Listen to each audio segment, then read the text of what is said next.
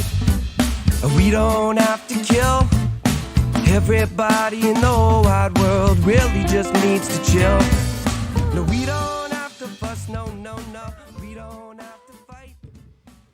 Hello, everyone, and welcome back to another episode of Just Chill with Oliver George. This is episode 91, and the guest sitting across from me today is a comedic force to be reckoned with that I am very excited to get to know a little better. Before we get into it, though, I do want to remind you, if you're watching on YouTube and you would prefer audio only for whatever reason, you can get that on Spotify, Apple Podcasts, iHeartRadio, and other places like that. If you're listening to me on one of those platforms, though, and you didn't know that there was a visual side to this whole thing, please come check it out here on YouTube. If you do come over to the visual side, I would really appreciate it if you would consider hitting that subscribe button. Obviously, you don't have to, but it really helps me to keep growing this channel. So if you're just jumping in now or you've been here since day one, thank you so much for your support. If you want to reach out to me, maybe with a cool guest idea or some general feedback about the show, you can hit me up on social media or send me an email at justchillpodcasting@gmail.com. If you decide to do that, let me know if you have interest in one of these holofoil stickers with the show's logo, and I will mail you one free of charge. They're going fast, and I'm almost out, and we're probably going to give out the rest when we do our live 100th episode, so now's the time to get one. Now, back to the guest. As I mentioned off the top, she's a fantastic comedian. She's performed at prestigious events like the Halifax Comedy Festival, as well as opening for Canadian comedic legends like Tom Green and Jerry D. And she's just a great person from what I can tell, and I'm really excited to talk to her. You can check out her album, Magically Malicious, on Spotify or wherever you get your stand-up. Great name for an album, by the way. It's Fiona O'Brien. Hello, how are you? Good, how are you? I am very well. It's lovely to be here. Thank you for taking the time to do this. I'm really excited. Not at all. I'm delighted. I have nothing to do today. I don't have a show until tomorrow, so you're keeping me busy. I like these morning podcasts too. The brain is fresh, ready to go. Yeah, the pub's not open. I may as well come here, right? There you go. Yeah, I've got my Guinness shirt. I know. Wanted to represent the Ireland. Keeping the stereotype alive. Well, I actually wanted to say I'm wearing this, and I would drink a Guinness. I don't mind it, Yeah. but I'm much more a fan of Harp. What? Yeah, is that like sacrilege? Yeah, Harp is piss, right? There you go. I like Harp.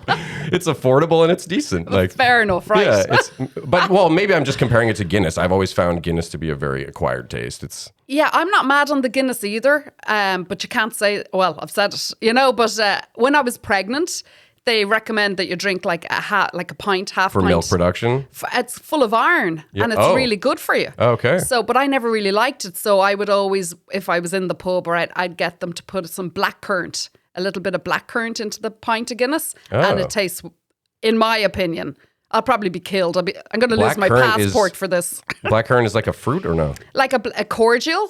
It's like a syrup and you put that in. Oh, okay. I don't know why I was thinking it was like a berry or something. Yeah. Okay, so what does that do to the flavor then? It just kind of gets away some of the bitterness. Okay. Yeah, it's kind of just a heavy drink too. It is. It's kind of like food. It's nearly like putting a lining on your stomach for the more serious drinking that's coming after the Guinness. Oh, that's the trick. So people don't usually pound 10 Guinnesses in a row. You can't handle it? Well, they can. But usually it's one or two Guinness and then on to the other stuff. Whiskey or something. Yes. Okay, that makes more sense. Because if I drank even 3 Guinness, I think I would just feel bloated and want to take a nap or something. Oh, yeah. So try it this way. Try a pint or 2 pints of Guinness and then onto your other drinks. Okay. I don't do too much of the hard liquor, so okay. Maybe I'll try that, though. Okay, don't start because of me. I have tried Guinness Blonde, though, which I really enjoy. I don't know if you've had that. No, I haven't. Maybe they only make it here. I don't know. Maybe. Trying to make it more appealing to the North American palate, I guess. I think so. I think it was supposed to originally be for women, and then we were all like, fuck off, right? Oh, here we go. Yeah. All the Irish people are laughing at me right now, drinking my women Guinness and my Harp. Oh, well, I still like them. Normally I like to really get into with comics how they got their start in comedy, how they got inspired to start performing. But with you, I also want to ask sort of at the same time if it had to do with your move to Canada or what motivated the move here. Was it, I'm a comedian already and I want to expand my reach, or was it the comedy bug something you picked up when you moved here? I have always loved comedy and I used to write. I wasn't performing, but I always had a huge interest in it. And I would have a pen and paper by my bed for years in Ireland and think of funny stories and funny ideas. And just my family are crazy and funny and weird things happen. And I would be the one when I was out with my friends or at a party or whatever, that I would be telling the stories and everyone would be kind of gathered around, you know? Yeah. Like there's an old Irish word called a shanachie, which is a storyteller. And I'd kind of be the storyteller at parties and And my friends and cousins and everything were like, you just need a mic in front of you. And I was like, there's a big difference between entertaining your friends and family who love you than like people that don't know you coming to hear you on a mic, Yeah, you definitely. know? So, but I used to write, and I would write a lot. And then a friend of mine was an amateur comic in Dublin, and I would help him write his sets. And he'd record them and come back the next day, and we'd go through the footage, and I'd say, well, let's like write this way and try this Punch night. it up a little bit, yeah. And then he'd come back. And so I was doing that for about 2 years. And that was like 2010. And then Ireland went into this huge recession. And I had 3 kids, young kids at that stage, and was married. And my pay was getting cut, and it was costing more to put the kids into childcare. So as a family, we made the decision I'd stay home with the kids, and my husband of the time would work. And then he worked in construction, and the construction industry just went through the floor. And a big recession happened in Ireland and in the UK. And then he lost his job. And we had 3 small kids to feed. Neither of us were working. But isn't moving expensive as well? Well, this is the thing. Canada has been so good to me. Like, things have happened in my life, and I'm like, holy shit, Canada has changed my life for a number of reasons. But anyway, what happened was, because we'd finished building Ireland years ago and you just haven't finished building Canada, construction companies from Canada were coming over and scooping up all of the skilled workers that had lost their jobs and bringing them to Canada. Yeah. And so we ended up going to this big exhibition centre in Dublin with his resume, and these construction companies and were there with booths and all lined up and snapping up Irish construction workers. And helping pay like travel and that kind of stuff? They relocate you. So wow. they paid for your flights for you and your family. They put you up somewhere for 2 months, gave you a car for 2 months, and you hit the ground running. That must have felt like serendipitous at the time. At the time, we were like, holy shit, this is like somebody helping us out. Yeah. And so we were originally supposed to come to Ottawa. And then like 2 weeks before we were moving, it changed to Toronto. Okay. And that's what happened. A construction company moved us to Toronto. Yeah. And then how long was it after that you said, okay, I need to try stand-up now? We came here, and I very quickly realized, without my support system and friends and family and everybody around me, that maybe myself and my husband weren't a great match. Right? No, I get what you're saying. When some of those distractions are removed, all of a sudden you have to focus in on the real deal. Yeah. And we were here, and sadly the marriage started to fall apart. I was very, very homesick. He was working crazy hours, and that's just the way it is here. Like, gone at 5 a.m, not back until 7 or 8, not really seeing the kids. I knew nobody here. And the kids, one of them was in school, the other 2 hadn't started yet. So it was a lot of pressure to try and build a life, and I knew nobody, and he wasn't around to support. But he was a very, very, I'll always say this no matter what else I say about him, very hardworking man, but to the detriment of his family. No, like a workaholic, essentially. Kind of, yeah. Yes. And so I was continuing to write because I was on my own, and the kids would go to bed at night, and I'd be like what interest, like what do I want to do? But this was still just writing at the bedside for fun at this point? Yeah, okay. And writing stories, but I'd be writing copybooks of stories and funny things that happened to me growing up, and reminiscing and going like, oh my God, people wouldn't believe some of this stuff. Just to keep myself, I like to create. And it was a New Year's resolution when the marriage was more or less in the toilet, and we were talking about separating, and I just went, why amn't I doing this? Like, I have a passion for it. Well, and you've got an archive of material. I swear to God, I had all this stuff. And then, anyway, I won't get into all the ins and outs of it, but anyway, it was a New Year's resolution, and I said to myself, like, nobody here knows me. Like, why don't I just get out there, try and tell a few of these stories? If it goes tits up or it's shit, my mother will never find out, right? Because that was my big concern. And I was like, feck it, like, no one here knows me. Let's go for it. Yeah. Let's go for it. What do you have to lose? I literally Googled, the kids were up in bed, and I Googled how to start stand-up comedy. And all these ads came up for Second City. And I obviously knew of Second City. And I was like, Jesus, like, I could do this. I could take what I've written and go in there. And so I signed up for a course. I didn't have a lot of money. They were charging. What year is this? This was in 2014. Okay. You emigrated in 2012, right? Yes. Okay. Yeah. Happy 10 years. Oh, thank Or you 11 very now. much. Yeah, a decade under my belt. A lot of my life has changed so much. But yeah, so I signed up and I was like, shit, I can't afford it because obviously we were separating and things weren't going well and all of that crap. But they were doing this, obviously, for artists. They were doing, you can just pay $50 a week and have a financial plan and come in and do the course. And I would go in every Saturday for 4 or 5 hours. And Jim McAleese was my teacher. And he's done like late night TV shows in America. And he's a great comic. And he was so wonderful to me. And I turned up at the class, the first class ever. I was so excited. I just got on the train, went into Second City, and I was like, it got my blood pumping. I was like, this is what I need to be doing. Before I'd even taken the class, I just felt so alive, if that makes sense. Yeah, and, invigorating. Yeah, and I was like, shit, this is it. This is what I want to do. And I went into the basement of Second City and met Jim McAleese, and there was about 10 or 15 people in the class, and I brought everything I'd written. Right? So I had Giant binder. Yeah, I had all these copybooks. And he was like, okay, so just start writing down a few premises and he was doing the ins and outs of, stand-up comedy 101 and all this. And so I had all the stuff already written. So I was just picking out different premises. And other people in the class, nobody was writing. They're all kind of looking around. And I was like, So you weren't such a newbie in every sense, compared to some of these people. I didn't realize, though. Yeah. And then, anyway, it just went from there. It went from me going in every single And that first class, at the end of the first class, Jim was like, okay, get up on the stage and do 2 minutes of comedy. And I was like, holy shit. And I went, okay, I'm just going to tell one of my stories. And got up, told one of my stories, got a few laughs, and I was like, oh my God, I love this. That's great. Yeah. And you didn't bomb or anything, so. I don't even know if I bombed. I was so happy. Just to be doing it and feeling that feeling of being on stage. And I could hear all the other comics were like, I wish I had a fucking Irish accent. Yeah, if you have anything that stands out, there's always going to be some comics saying that you're using it as a crutch. And I fucking will use it as a crutch. Thanks Fair very enough, much. Yeah.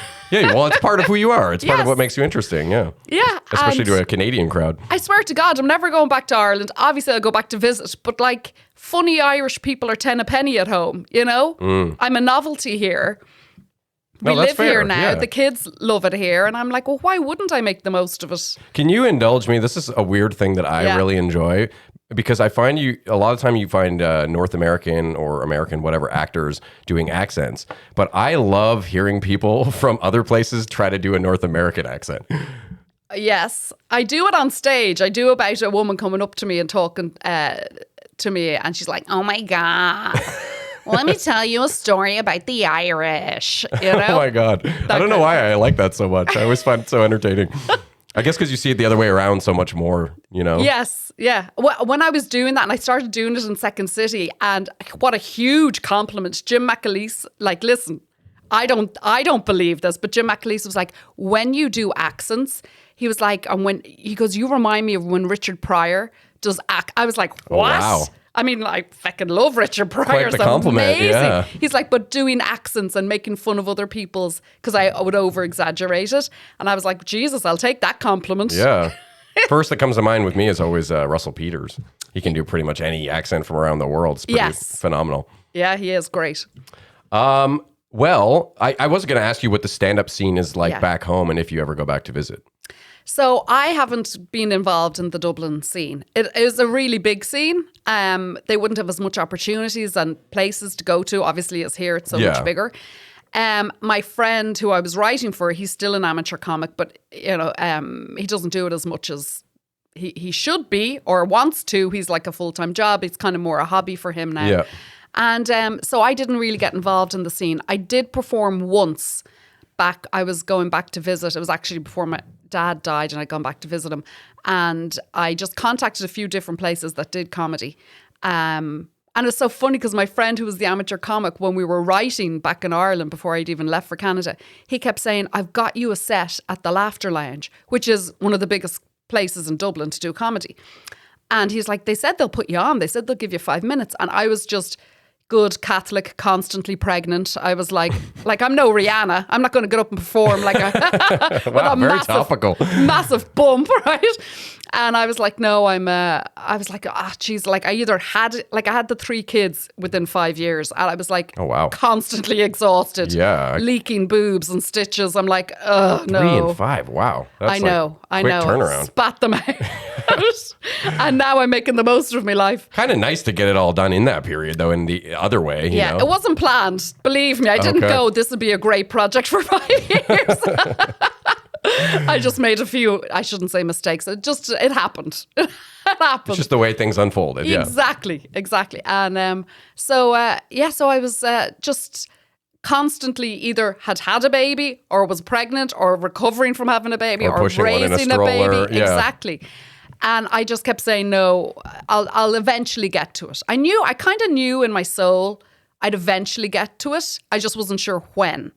So the move to Canada and the divorce and the separation was like my catalyst of, why aren't you doing what you've always wanted to do? Like, life is too bloody short. Yeah. And that's how it happened. Yeah. But the Dublin scene, so I never really got into it. I only performed in a pub. And it was so funny because I just word of mouth messaged a few of my friends and my cousins, and obviously huge Irish family. And what the place was rammed. And like people like couldn't even sit. It was all just standing, but it was mainly first cousins. And all people came to see you family, okay. Yeah. And what I loved was over here, I would say the audiences are a bit more respectful. In Ireland, it was in the basement of a pub. There was about 48 of us squashed in there. And they were like, and now, and I'd only been doing comedy like 3 or 4 years, our headlining act all the way from Canada. And I was like, oh my God, they're building me up to be something I'm not. And all my family are there laughing. And before I'd even got up, because they're like, she's going to bomb. And I got up and I did a set and had a great time, but they're heckling me and they know the stories I tell on stage are true. So they're heckling me when I'm talking about any of the family. But at least if it's your friends and family heckling, that's a different ballgame. Exactly. Yeah. And I can bounce back off it. And it was actually a brilliant night. We had a great time. But that's the only time I've performed there. Oh, wow. Do you go back frequently, though, just for visiting family and stuff? I try to. My aim is to go back once a year. It's pretty expensive. And obviously with the pandemic, I hadn't been home for a while. And so now that my life has picked up and things are getting better for me, I try to get back at least once a year, with or without the kids. Oh, that's what I was going to ask next, if you'd ever brought the kids back over there. Yes, they want to go. I promised them that I'd bring them back every 2 years. And now I'm like, shit, because we're coming up to the 2-year mark again. I'm like, shit, I have to find $5,000 to bring them brutal. back again. Yeah, I suppose if you went by yourself, it'd be a lot cheaper. Yeah. So I flew back. I actually, I went back just this last Christmas for 5-6 days. I wasn't planning on going back, and I had filmed for the Halifax Comedy Festival, and they had paid me last April for it, and I was delighted. I had a brilliant time. Oh my God, some best time of my life. And I went to the mailbox just before Christmas, and there was a check from them saying, we actually want to use, they were only supposed to use 3 minutes of my material. They're like, we actually want to use about 11 minutes, so we have to pay you for that. Oh. And there was a big check. I was like, I went straight back to the house and booked a flight home. What a nice surprise. That was my Christmas present. So the kids go to my ex for a week at Christmas. So we do a week on with me for Christmas break, and then he gets a week. And I always hate that week that I don't have them. Yeah. So I'm always like, I have to keep myself busy. I have to go do shows and meet people and have plans. Fly across the ocean. And then I went, feck it, I'll go home. Now that I could afford it. And I called my mom and I was like, oh, I've just booked a flight. I'm coming home. She must have been so overjoyed. No. No? She's like, I don't know where the fuck you're staying. Your sister's over from America with her family. I'm like, so I was on a blow up bed in the living room in front of the fire. Not great. That's back pain coming around. Yes. Yeah, and of course, my mother's blow-up bed, she didn't have the machine to blow it up. One of my cousins did. So I woke up on the floor, like all the air had gone out by the middle of the night. He half-assed the job. Freezing cold. Oh, no. And she was like, well, you fucking decided to come here. I was like, Jesus Christ. Just typical Irish mammy, you know? That's too funny. Well, hopefully next time you get a proper bed. I know. I see my sister moved to America when in the 80s with the last recession. Like where in the To US? New Jersey, but Oh. now lives in Florida, living the dream, and on her second husband and has a pool. We're like, yay! And we affectionately call her Dollars. That's now her name. And now they call me Canadian Dollars, and I'm not as valuable. So Dollars always gets the bedroom. The exchange rate kind of screws you over there. Yeah. Yeah, they're like, don't forget your Canadian dollars, okay? Know your place. Your crazy, colorful money. Yeah, with the queen on it. Yeah. Oh my God. Well, speaking of comedy, we were talking outside about our mutual friend Kyle Brownrigg. Yes. Who's just one of the nicest people I've met doing this show. And actually, we're hoping to have him for the 100th episode live because I couldn't think of a better person to ask, he was the first episode ever. And it just seems like the right person. Yeah. So hopefully we got a really good panel coming up for that. But I asked him if he had a question for you. And he asked, how does she feel about sharing a house with 5 other comedians in Ottawa at the end of March for the Crack Up Comedy Festival? Well, now, I love Kyle. Kyle is one of my good friends in comedy. I feel I was a little bit, oh God, how is this going to go? And I have already talked to some of the comics and they're like, I'm bringing the mushrooms. I'm bringing magnesium and Metamucil. Yeah. Is that how you pronounce it? Metamucil? Metamucil, yeah. Metamucil, yeah. Keep you regular, You yeah. know what I mean? Yeah. I'm like, we're going to be 6 days in this house and I know I'm going to be wrecked. Is the age groups all over the place for the No, comics? we're or- all kind of older. Okay. It's Big Daddy Taz, who I haven't met yet. I've heard the name. Okay. Derek Sagan, Okay. who Very funny man. I was just with a whole bunch of comics in his room until 2 a.m. 2 nights ago. So I'm still hungover. He from was that. headlining all weekend, right? Yes. Yeah. So he was doing the West Side and I was doing Downtown Marriott and then Carlton Place and a few. So we were doing 2 shows a night each and we'd never actually met. I'm going off on another tangent now. That's okay. That's what podcasting's all about. Okay. And so I'd never met Derek, but I obviously knew of him. He's an amazing comic. Yeah. He's done Just for Laughs like 10 He's times. on the debaters a bunch too. Oh, and he's fantastic. He's hilarious. I've never worked with him, but I did manage to get him a job in Ireland over the pandemic. Really? Right? Like, how weird is this? Doing what? A friend of mine that I went to school with contacted me, and she works in PR and media, and she said, any chance you know somebody with a French Canadian accent who can do voiceover work? There's a new immigration museum opening up in Wexford in Ireland, and it's going to be, we need somebody doing voiceover, but we want somebody to be French Canadian that left Ireland as a child, moved to Canada and set up in Quebec, and we want them to be telling their story of their family. Any chance you know anybody? I said, well, I've never met this guy, but I'll message him. And I messaged Derek and he was so friendly. Obviously, we have, like, we're friends on Facebook, which means nothing really. But you know what I mean? Like acquaintances or yes, whatever. Yeah. and we knew of each other. And he was like, oh my God, I'd love to do it. And he's like, actually, my family are from Ireland. He starts going on with his family no tree. way. And I'm like, okay. And so I got back on to my friend and I said, oh, Derek Sagan will do it. And so he got paid in like euros. And then he called me and he was like, I need to pay you for this. Like, you know. For the hookup, yeah. Yeah. And I said, no, I got a finder's fee. Don't worry about it. Oh, nice. They took care of you already. They did. And so now in the History Museum of Immigration, you can hear Derek Sagan telling stories about moving from Ireland. And he did that all remotely from here, I'm Yes, guessing, right? He yeah. didn't have to go to Ireland. Oh, yeah, no, he didn't. Oh, He did okay. it all. And he just had to record some voiceover stuff. So we had never officially met until 2 nights ago. Wow. And of course, So much history there, though, already. immediately friends, you Yeah. know? And then I met his girlfriend, and of course we got on great. And so we'd finished the show the other night, but it was a late show. It was like 11:45, and he was in That's late for Ottawa. In in case. Biagio's. Yeah, he was there doing his show, and I was in the Marriott. And he messaged myself and Howard and Rob Pugh and Tavis, and we were all in the pub having a drink. And he's like, come to my hotel room. Now, I don't think they were expecting us to arrive at 2 a.m., but we arrived.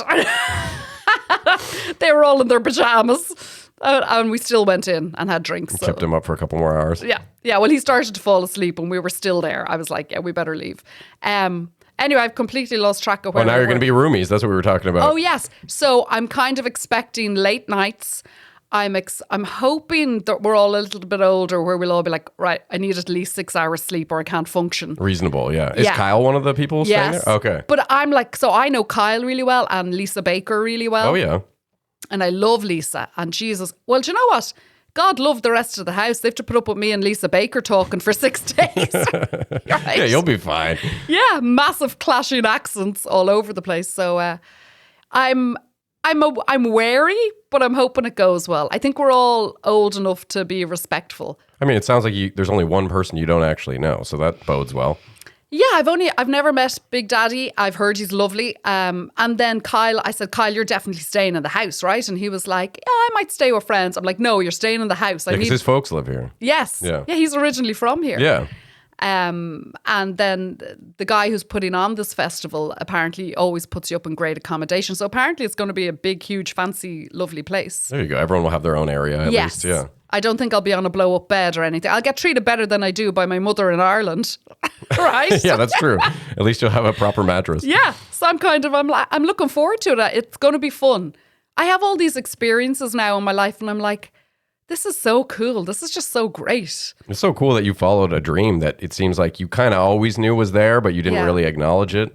Yeah, I was kind of scared to acknowledge it. And the move here was like the kick up my arse Yeah. to do it. Shaking off the scaredness. catalyst of the divorce and everything, it was like it happened for a reason. Yeah, that's amazing.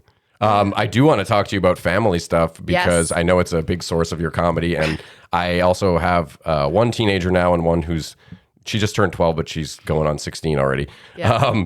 So actually, I wanted to start off, Dad doesn't know this, but on the gray button, top left, there's one of Fiona's jokes that if you could start by playing that. Stuff everywhere. He can't see the floor. And I said to him, for 1 month now, I've been asking him to clean this room. For 1 month. And he hasn't done it. So last week I went in there and I picked up everything up off the floor. I put it onto his bed and I took a photo. And I texted to him at school. Yeah. He texted me back 2 articles from the internet on how I had just invaded his privacy. I text him back an article on homelessness.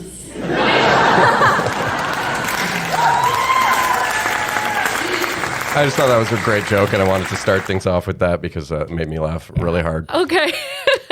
So I wanted to know, let's just start with what are some things that drive you most nuts about raising teenagers? I've got my own, a few here written out, but I wonder if we match up on any of these. Oh, holy shit. The entitlement.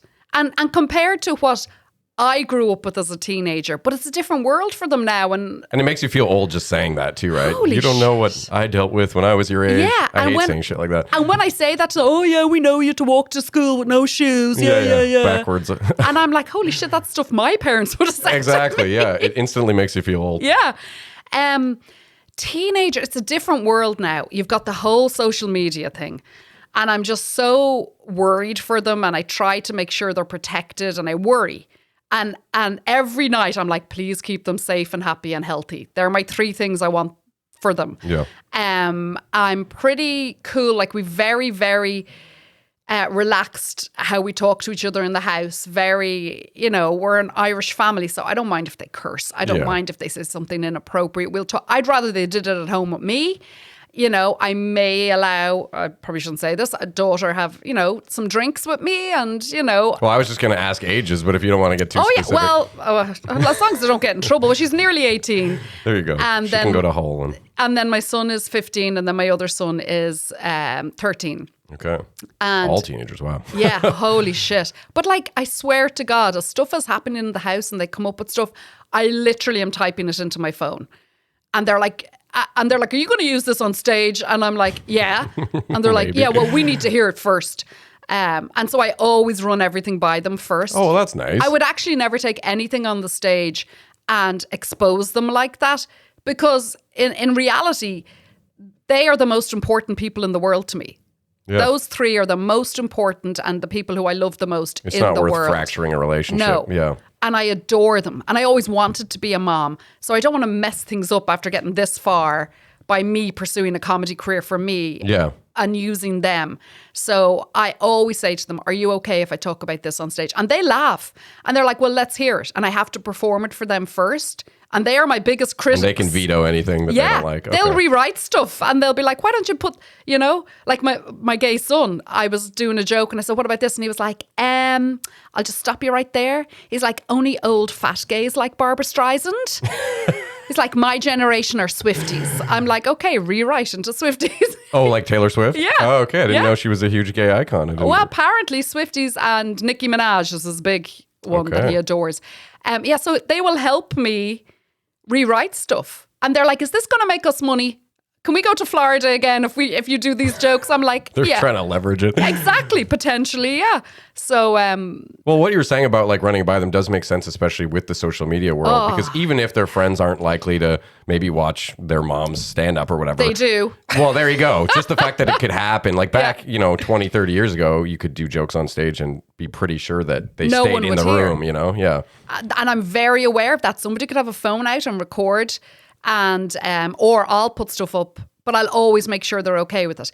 And I try to be respectful with that. I mean, there's one or two jokes that are like, but they still give me the go ahead. Yeah, not their favorites, but yeah, and their teachers follow me, and it's weird. That could get complicated. Yeah, social media is wild, and every parent-teacher meeting, the teachers are like, don't put this up on social media. And I was like, I'm sorry, I can't promise you that. That's hilarious. I'm like, just give my kids straight A's, okay? Yeah. One of the ones I find with my kids drives me nuts is they are unable to wear proper winter gear. It's it's cool to be cold is what I wrote here because that's the only way I can understand it. Yeah. But that's a big one. I don't get why they would rather freeze off their appendages than just wear a toque and snow boots. Yeah, that too. You don't have to buy teenagers snow boots. Like, it's saving me money, but also they're going to kill themselves. They're going out in Air Force trainers or whatever on ice. They're going to crack their neck, yeah. Holy shit. I'm like, put on snow boots. Where's your hat? Where's your scarf? And they're like, oh my God, Mom. And that's the other thing. They all have Canadian accents. I'm like, I feel like I live with 3 exchange students. I'm like, who the fuck are these 3 people? Did they have Irish accents when they came over here? Yeah. Oh, wow. And I have footage of them. Like, they were aged 3, 5, and 7 when we moved. And so 7, yeah, it's pretty young still. Yeah. And listen, as soon as the tires left the ground in Dublin Airport, taken off to Canada, my daughter had an American-Canadian accent.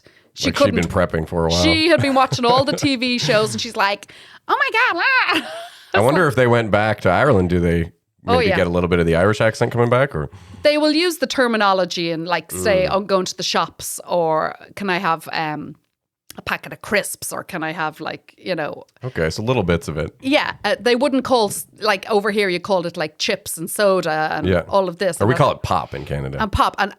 And over at home, it's the different words, and going to the shop instead of the store and that kind of stuff. So they'll fall straight back into using all the terminology. Or I even noticed you earlier in the podcast, you said feck instead of fuck with the hard U. I know. Well, this is it. Listen, I have to, if I want CBC to keep hiring me, I have to, and even feck is too much for them, right? Yeah, I wonder, because that's technically not a swear word if you write it with an E, I guess. Apparently it is. It's close enough, yeah. When I do work for them, like I'll always make sure, because I know I can dance around the edge of being inappropriate, and I'll go, okay, what about this? Yeah, if you could just take out slut or feck or shit, or I'm like, okay, and I'll put in a different word that's okay.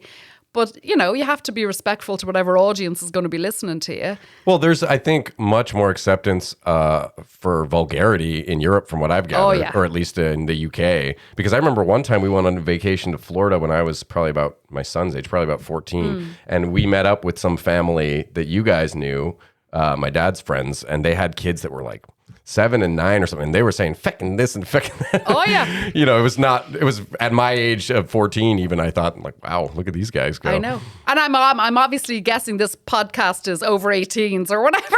What, people who listen to it? Yeah. I mean, you don't care about cursing and... Oh, no, you can swear all you want. Okay. I just don't know if I have listeners under 18, possibly. Because I was dating a Canadian fella for a couple of years, and when I was going he was coming on a trip to Ireland, and this was like a baptism of fire to see if this was the one for me. He didn't pass the test, You didn't but anyway, survive the family. yeah, he met the family, and then I came back and was like, yeah, this isn't going to work. Oh, no. Right? But I had to warn him. I said, it's when I arrive in Dublin Airport, it's not like everyone's embracing you and hugging you and, oh my God, you're home. It's my brother standing at 5 a.m. with the newspaper under his arm, roaring, hurry the fuck up, you slut. For fuck's sake, the car park's costing me a fucking fortune. You can't, all this shit. Oh, man. And I had to prepare him. And literally, as we came through the doors, there's my brother, for fuck's sake. Oh, my God. And this was his welcome to Ireland. But that's just commonplace over there. And if people don't call you the C word, I'd be worried. Like, it's a term of affection. That one blows my mind. It doesn't bother me personally, but Yeah. over here it's seen as like such a sinister word to throw It around. really is. I've realized that. And another comic... I don't think it should be. I No. agree with the UK. Why not? Who cares? It's just a word. Those words hold no power. Exactly. Unless you give them power. And over Yeah. here, they're given power to offend. Yeah. And at home, it's not. It's just... It's kind of colourful in how we talk. And Yeah. But I have to be respectful of where I am and who I'm working with. And I can work clean, no problem. But it took me years to make sure I could work clean. And I had to fine-tune that. really rehearse because every second word could be a feck. Well, it's against your nature, the way you were raised Yeah. and all that. And I had to train myself, not because when I first started doing comedy, everything was F this and blah, blah. And it was great down in the comedy clubs. But then you're not going to get hired for corporates and you're not going to get Festivals into the CBC and festivals. And another comic who was a friend of mine, Rob Pugh, who was fantastic. Oh, yeah. Very funny guy. Yeah, he said, he's like, Fiona, it's great, but just take the F's out, so that you can level up to other stuff. Yeah. And I did level up. And I was like, okay, this is what I need to be doing. And I need to respect my audience. I've heard that too, that swearing a lot is, some people view it as just like sort of a shortcut to trying to be funny. Yes. And instead of having to write, you just, use a vulgarity or I think it can be great under certain circumstances. Some jokes, it really does punch harder Yes. with a fuck or something. But I think if you rely on that is where you get in trouble. Yeah, you can't rely on it. You still have to have a joke. Yeah, exactly. It can't be the main central nucleus of the joke, Exactly. And so what's lovely for me now is I'll have the jokes, and if I need to pop in, if I'm doing like the late shows in comedy clubs, I'll pepper it in there. Yeah, if it's the after dark Yes. type of vibe. Yeah, okay. Well, I've got a couple more things I want to ask you about. Actually, we were just talking about how things are different over there. So one thing I did want to touch on is drinking is so much more accepted in the culture. I mean, it's pushed pretty hard here too, but I was seriously considering it must be hard if you're someone who wants to go and be like straight edge and get sober and you live in a place like that. Wouldn't it be really challenging? Everything's in the pubs and it's just such a, Yeah. Have you ever had people that you knew that had to move because they couldn't handle it? I know a lot of people who are, in Alcoholics Anonymous and don't drink anymore. Ireland is such a pub culture. Yeah, that's what I mean. Or England as well. Yeah, and so everything revolves around we're going for a drink. Meet you at the pub. Meet you at the and it's a social thing. It's a community thing. But people, have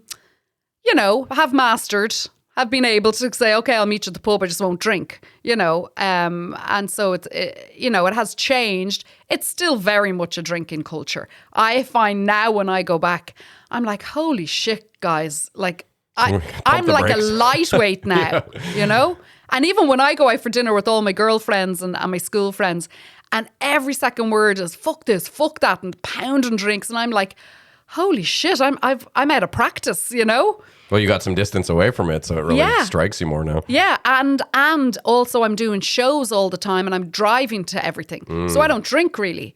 So it's only when I come and do festivals or when I do a long run somewhere, like I'm here in Ottawa for the 5 days, I'm not driving anywhere, so I can go and have drinks and I can go to the pub and just roll back to the hotel. But I'm out of practice. I'm not as seasoned as all my friends and family in Ireland. Speaking of driving, I actually wrote down, is there a higher percentage of DUIs in the UK? I got to wonder. Probably. I love the story of my dad, and this was like in the 80s, driving back hammered from the pub. in our village, right? So just coming from the pub, Not a long drive. Not a long drive. Got pulled in, and they all know him, and our police are called Garda. So the Garda walks up to his window, and Dad lowers the window, and he's like, "Okay, Eamon, I think you've had too much to drink. Would you like to follow us to the police station?" And my dad says, "No, thanks. I'll head home," and drove off. And they didn't follow him or anything? No. Oh my God. This is a long time ago too, though, you said, right? Yeah, this is like early 80s. Okay. But yes, I'm sure there are. Although, listen, Canadians are fair drinkers. That's true. Yeah, we can hold our own. Holy God, Yeah. the amount of beer cans. And every show I go to, people are getting hammered. And I'm like, I never drink doing a show because I'm like, I don't want to forget where I am. And I might have a glass of wine through the show But not get and sloshed. taste it. But I can't get up on stage. I'm trying to, or maybe it's my age, I'm trying to remember stories and my storyline. And now that I'm doing longer sets, I need to know where I am. Yeah. Did I just tell this joke? You know what I mean? So Yeah. I'd be worried to get hammered and lose my train of thought. Yeah, or slur your speech too much. Yes. Or I find the same thing with weed, really. I rarely ever, I don't even do comedy nearly as much as you, but when I do, I learned a long time ago that getting high first is generally not a great idea for Yes. me. Yeah. And the getting high thing is all very new to me because it's all illegal in Ireland. So weird. So weird. So weird that alcohol can be so celebrated and yet weed can be so contraband. Yeah. Oh, my dad's phone. My twin brother is, partakes. He's a head chef in a lovely restaurant in Malahide in Dublin. And so he will, and for years, it's just the industry he's in. He will come home and have a smoke and chill out and then eat loads of food and, sleep until, a little later in the morning, then go and work again. And that's how he relaxes. But he is so jealous that I'm over here and I will video me in the cannabis stores with these, it's like an Apple store and everything's beautiful behind cases, glass cases, and you can get gummies and you They're can even get getting mushroom drinks. stores now too. Unbelievable. And so I'll film and he's like, "You're so lucky." And he's like, "Bring that stuff back." I'm like, "No, because I'll get arrested in Dublin airport." Well, is it that serious over there? Yeah. Oh, wow. Still, and it's ridiculous. They need to soften it because people now can, use it within reason and respectfully and respect it. Yeah. It's not like it used to be, but in my mind. Either way, it's just weed. It's weed. I like smoke the biggest joint you can think of. You're still just going to get a little high. Yeah. Like, I don't think you can overdose on weed. Maybe edibles. I don't know the science behind that, Yeah. but And other comics think I'm mental because they're like, I'm like, "I've never done mushrooms." And they're like, "What?" oh, you should definitely try them.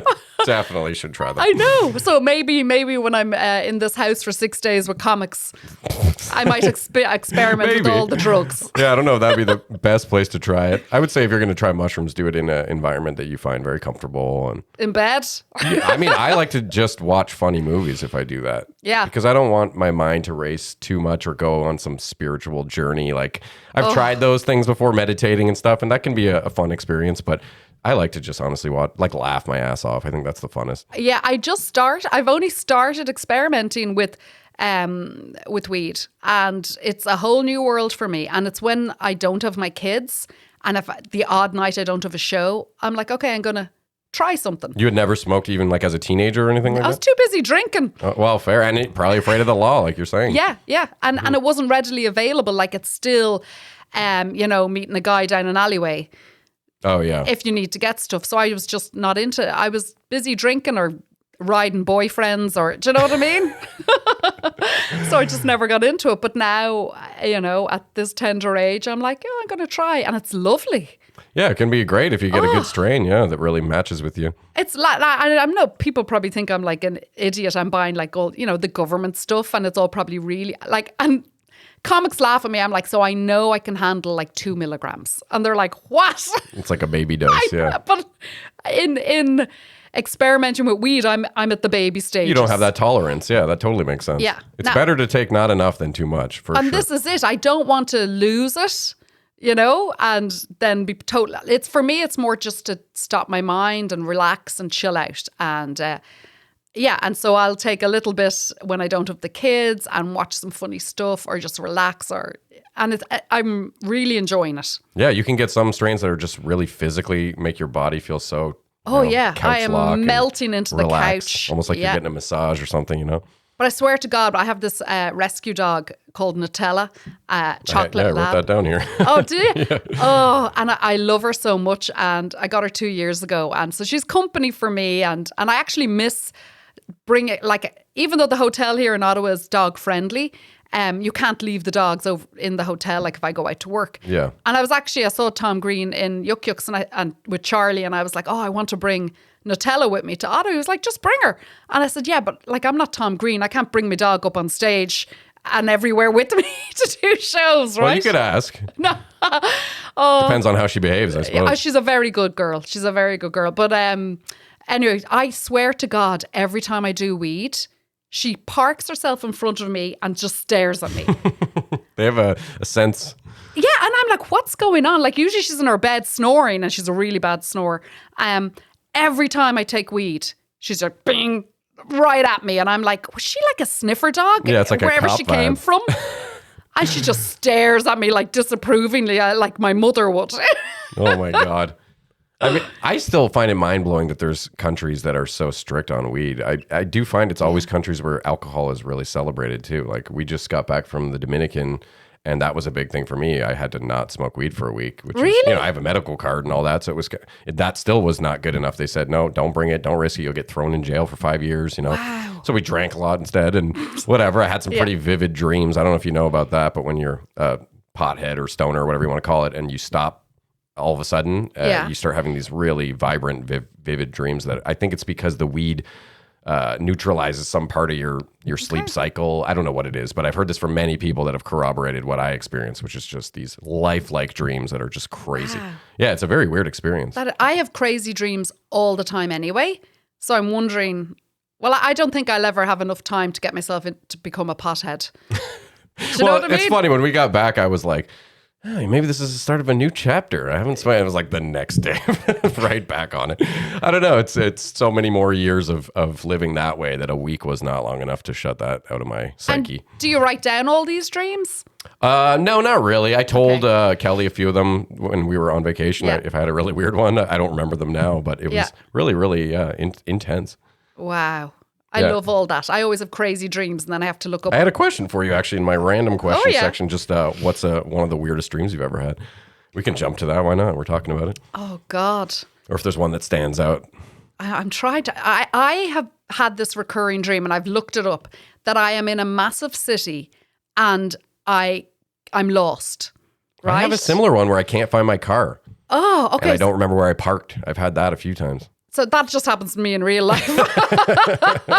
The dream is that I'm in a big city, like I'm in London or Paris or something, and I can't get to a show, or I don't know how to get home, and I can't contact my kids, and my phone, of course, is dead, and I'm on a train, and I'm like, I don't know what direction I'm going in, and I don't know, because I rely so much over here on is it the GPS? Is that what you call it on the phone? Yeah, when you Google put Maps or Google whatever. Maps.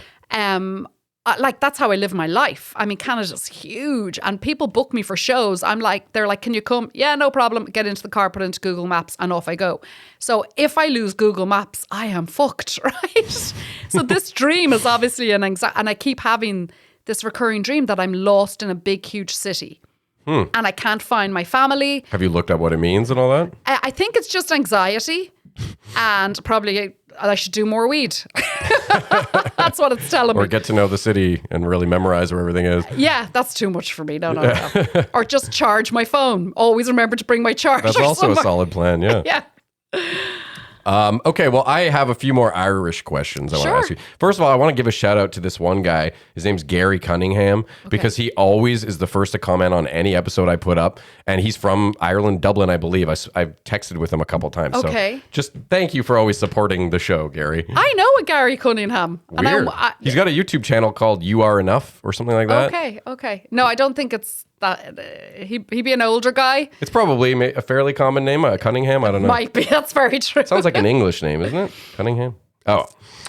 So one thing I want to know is let's talk about St. Paddy's Day, because I was hoping to make this the St. Paddy's Day episode. Okay. It's not going to line up, but I'll reshare it around when St. Paddy's Day comes. So first of all, why is there a distinction between St. Patty's Day or St. Paddy's Day? Okay. Do you know where that stems from? Yes. So Patrick in Irish, in Gaelic, I don't know if you speak any Gaelic. I know like in your family. sláinte or whatever my grandma told me when I was a kid. I probably said that terribly. We'll accept it. We'll accept that, won't we, Brian? We'll take that. We'll take sláinte. Good man. We all have to speak Irish in Ireland. Growing up, you have to learn it. It's part of the curriculum. It is. Okay. And you have to learn it until you graduate high school. Now, we all speak English. That was forced upon us years ago, right? But we do have a Gaelic Irish language, which we all have to learn. So it's the equivalent of over here. If you want to go into media or in government, you have to be able to speak French and English. Okay. In Ireland, if you want to go into the media, mainstream, and into government, you have to be able to speak. It's just assumed you will Gaelic know this. and English. We all predominantly speak English. There are parts in the west of Ireland that people will speak Irish.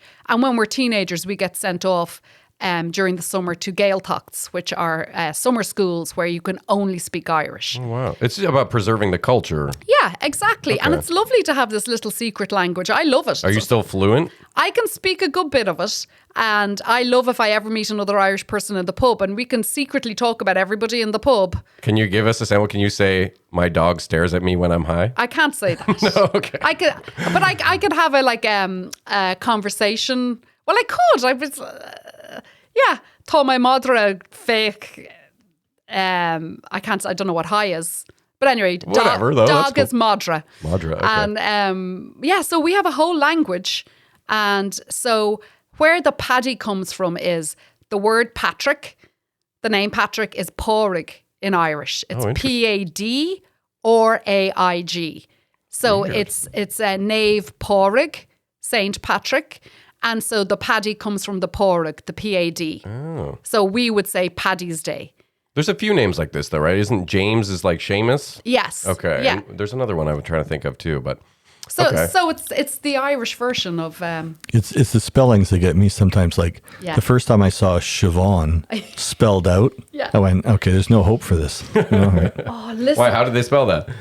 Siobhan. Yeah. Yeah. Oh, like Siobhan, kind of. And Maeve. Maeve. Yeah. I have a cousin Maeve. Yeah. Yeah, and you've all the, and like Saoirse and all the Irish names. I'm so, one of my kids wanted to watch the movie Philomena. I don't know if you've ever seen it, and it's about. It's like an animated movie? No, it's a movie about who's in it? Is it Judi Dench? And it's about her having a child and giving the child up and sending it. It was about the industrial schools and the laundries. Where if you got pregnant as a young girl in Ireland, you were sent away to these places to have the babies, and then the babies would be sent to America to be adopted. Oh, wow. And you were hidden away from your family, and nobody was allowed to know that you were pregnant. You know, it's all the Catholic guilt. So much shame, yeah. All this shame and all this bullshit. Anyway, so the movie is called Philomena. And it was either my nephew or my son was like, oh, I heard about this really good Irish movie called Philomena. And I'm like, what? And he's like, will we watch Philomena? And I'm like, what are you talking about? I said, are you trying to say Philomena? You know, so it's the pronunciation because he was doing phonetically. Yeah. Philomena. Oh, and then we all started singing LL Cool J. We're like, something like a Philomena, something like a Philomena. That's funny. But anyway, so the Pádraig comes from the Irish paddy. Well, And can you that's why explain we the St. actual Paddy's. holiday? Because I feel like over here people just go, oh, it's just an excuse to drink. But I know there's some root in chasing the snakes away or something, right? Yeah, and they are I should know this as symbolistic. an Irish descendant, but Yeah, I'll educate you now. Yeah. So St. Patrick was from Wales, okay? And he was a young boy in Wales that was kidnapped by Irish pirates and brought to Ireland. no, there were Irish pirates. Oh, there are. And he was brought to Ireland and to grow up. And he became a shepherd and lived in Ireland. Against his will, obviously. But then I think when he was older, he went back to Wales. But he kept having these very vivid dreams about the Irish and missing Ireland. And that he needed to bring Christianity back to Ireland because Ireland at the time was a pagan country. Oh. And so he returned because he loved Ireland, returned to Ireland and taught everybody about Christianity. And so that's where the shamrock comes in. So like in America and in North America, they think of a 4-leaf clover as being Irish. Yeah, and it's not. A shamrock is 3 leaves. Okay. And it represents, and this is how he taught the Irish about Christianity. Each leaf was the Father, the Son, and the Holy Ghost. And so he used the shamrock to teach the Irish people about Christianity and about God. And so the shamrock is the symbol. And then he became St. Patrick. Okay. And the symbolism of him getting the snakes out of Ireland is actually him getting apparently the pagan and the evil and the English out of Ireland. Brought in that evil Christian stuff instead. Exactly. I'm like, I'm not sure that was a good trade-off. But anyway. No, but the snake represents with Eve and all that. Yes. The temptation of Satan. Yes. And that's exactly what it was. So he is accredited with bringing Christianity to Ireland. Okay. Well, I definitely learned something. There you go. Yeah. And I definitely did not expect there to be Irish pirates. I think I'm still a little hung up on that. We're here for your lucky charms. Oh, stop. Listen. So people used to come to shows that I would do when I first started out and bring boxes of Lucky Charms. Oh, no. I swear to God. This one woman in particular, and her husband's really nice and she's lovely, but she thought it was hilarious. And she'd probably listen to this. Hi, Rena. And she would come to shows. She'd either give me the Lucky Charm bars after every set. There's bars? Or a box of Lucky Charms. And I always said to my kids, we are never eating Lucky Charms. Do you hear me? I just hate it, blah, blah, blah. And now what is my kids' favourite cereal? Lucky Charms. You got to embrace it. It's like us. We like maple syrup, you know? I swear. So when it's a special occasion or it's Christmas or it's something, the kids are like, in the supermarket, can we get Lucky Charms? I'm like, Jesus, okay, but just this once. So, yeah, they love the Lucky Charms. Do you shower with Irish Spring? No, I don't. Yeah, you must have heard all of these. I have. Yeah. I do it on stage. I do all about people coming up to me and me going, oh, top of the morning. Have you had your Lucky Charms and all this shit? When you were mentioning them sending girls off who were pregnant, it made me think about your joke about abortion. And you were saying that, which is hilarious, by the way, but you were talking about how abortion is legal there. Is that still the case? Or? It's legal now. Oh, it is legal now. But when what I talk about on stage is how it's unfair that it was illegal and I had to have my kids. Yeah. Well, no, and she does this whole joke about like how she would have gone to jail. Brian. She would have gone to jail for 14 years and now it's been 14 years and she's wondering like, did I make the right choice? Yeah. Yeah. Really I said good. On my son's 14th birthday, I was looking at him blowing out the 14 cans and I'm like, did I make the right decision here? Because you would have been getting out by then. Yeah. And he's a bit of a prick, you know? Oh, yeah. I think we went past the teenager stuff. I was also going to ask if, do you also have the same lack of communication where it's like one-word answers and mumbling? Because it sounds like you guys communicate maybe pretty good with all the comedy talk. I wish it was the mumbling and lack of communication, to be honest. Because that's the stage my kids are kind of in. It's very short answers and... Yeah, so some days I get that. And I don't know whether it's because I'm a single mom now and I'm in the house 80% of the time. They're with me. And we have a really, really good relationship. I like, touch wood, I like to think we do at the moment. Yeah. And I try to keep everything open, but it's gone too far the other way. They're telling me too much. And I'm like, oh, Jesus Christ. I'm still your mother. Yeah, stop telling me about somebody wanting you to give them head. I'm like, right? Yeah. I'm not able for it, but I have to be like, okay, oh, Jesus Christ, you know? And they come down and talk to me and they tell me too much. And I'm like, there's some things... But then I don't want to say, don't come to tell me stuff. It's the lesser of two evils for sure. Now, for sure, there's the moodiness and there's the storming off to rooms and there's slamming doors. They have the ability, I find, to make you always feel like you're bothering them with something. Even if it's totally like warranted, it's always just like, what? Yeah. You know? Even when dinner's ready. Yeah. Like I have to text them. Me roaring up the stairs 5 times doesn't work. You have to send a text. Yeah, Snapchat or something. Oh, for Jesus' sake. I'm like, come on. You know it's dinner time. you're hungry. I shouldn't have to summon you and send you an invitation. Right? Yeah, I just made the damn thing. You can smell it and you're hungry. Come down the bloody stairs, you know? This is why I'm excited for them to, in the next few years, get their own like part-time jobs and really learn that responsibility, and that, because your boss isn't going to give you any lenience in the way that your parents might with certain things. You know? Well, my daughter she's already getting offers in for university, and my heart will break, but I'm excited for her, That's great. to head off. And she's been accepted to a few places, but the one she's focusing in on is Halifax, Dalhousie. Am I pronouncing that correct? Yeah, I believe some people say Dalhousie, but I don't know which is the right way. And so she's to study psychology. Don't know where she's where she's getting that idea from, growing up in my house. And I'm really excited for her to go. And I said to her, going to Halifax, it'd be kind of the closest you get to going home to Ireland. And I've East been Coasters, there. yeah. And I said that, you'll love it. And I think it will be an amazing experience for her. But she is quite independent and she has a part-time job. I'll really miss her. She's wonderful. But I'm excited for her. The two younger ones, holy shit. They're all very different people, but and I think the divorce, like my ex gave them all little bank cards, and which I'm like, oh Jesus, I don't want them having access constantly to money, like linked to his account. Yes. Oh, okay. Yeah. And he sees them 8 times a month.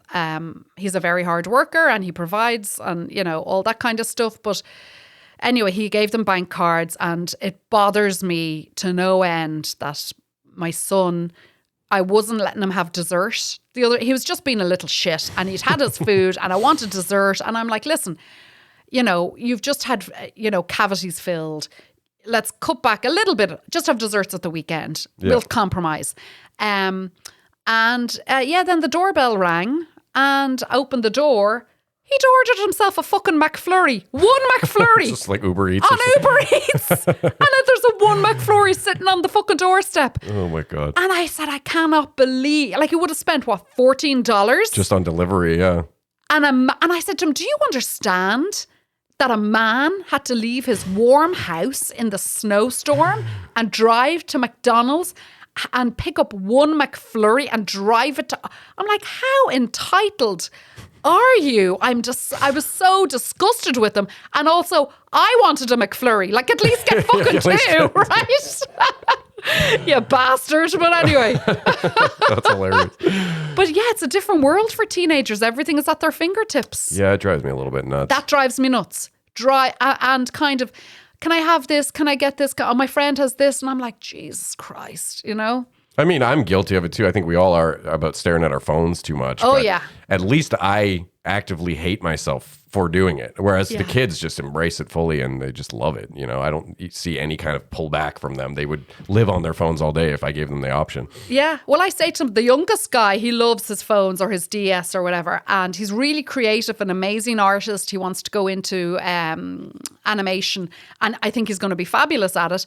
But I'll be like, oh, let's take a break from the phones, or, do you want to come watch a movie with me? He's like, oh, that's just coming to look at a different screen. Yeah. And I'm like, okay, you got me there. Yeah, it's a fair comeback. Yeah, and why don't you do some art? And so he'll do the art, but he'll have something running on a screen in front of him while he's doing I'm like, you just don't need a screen all the time. So the dog is fantastic. We'll go out and walk the dog. Let's get some fresh air. Getting out in nature is always good, yeah. Yeah, and so we'll do a lot of that.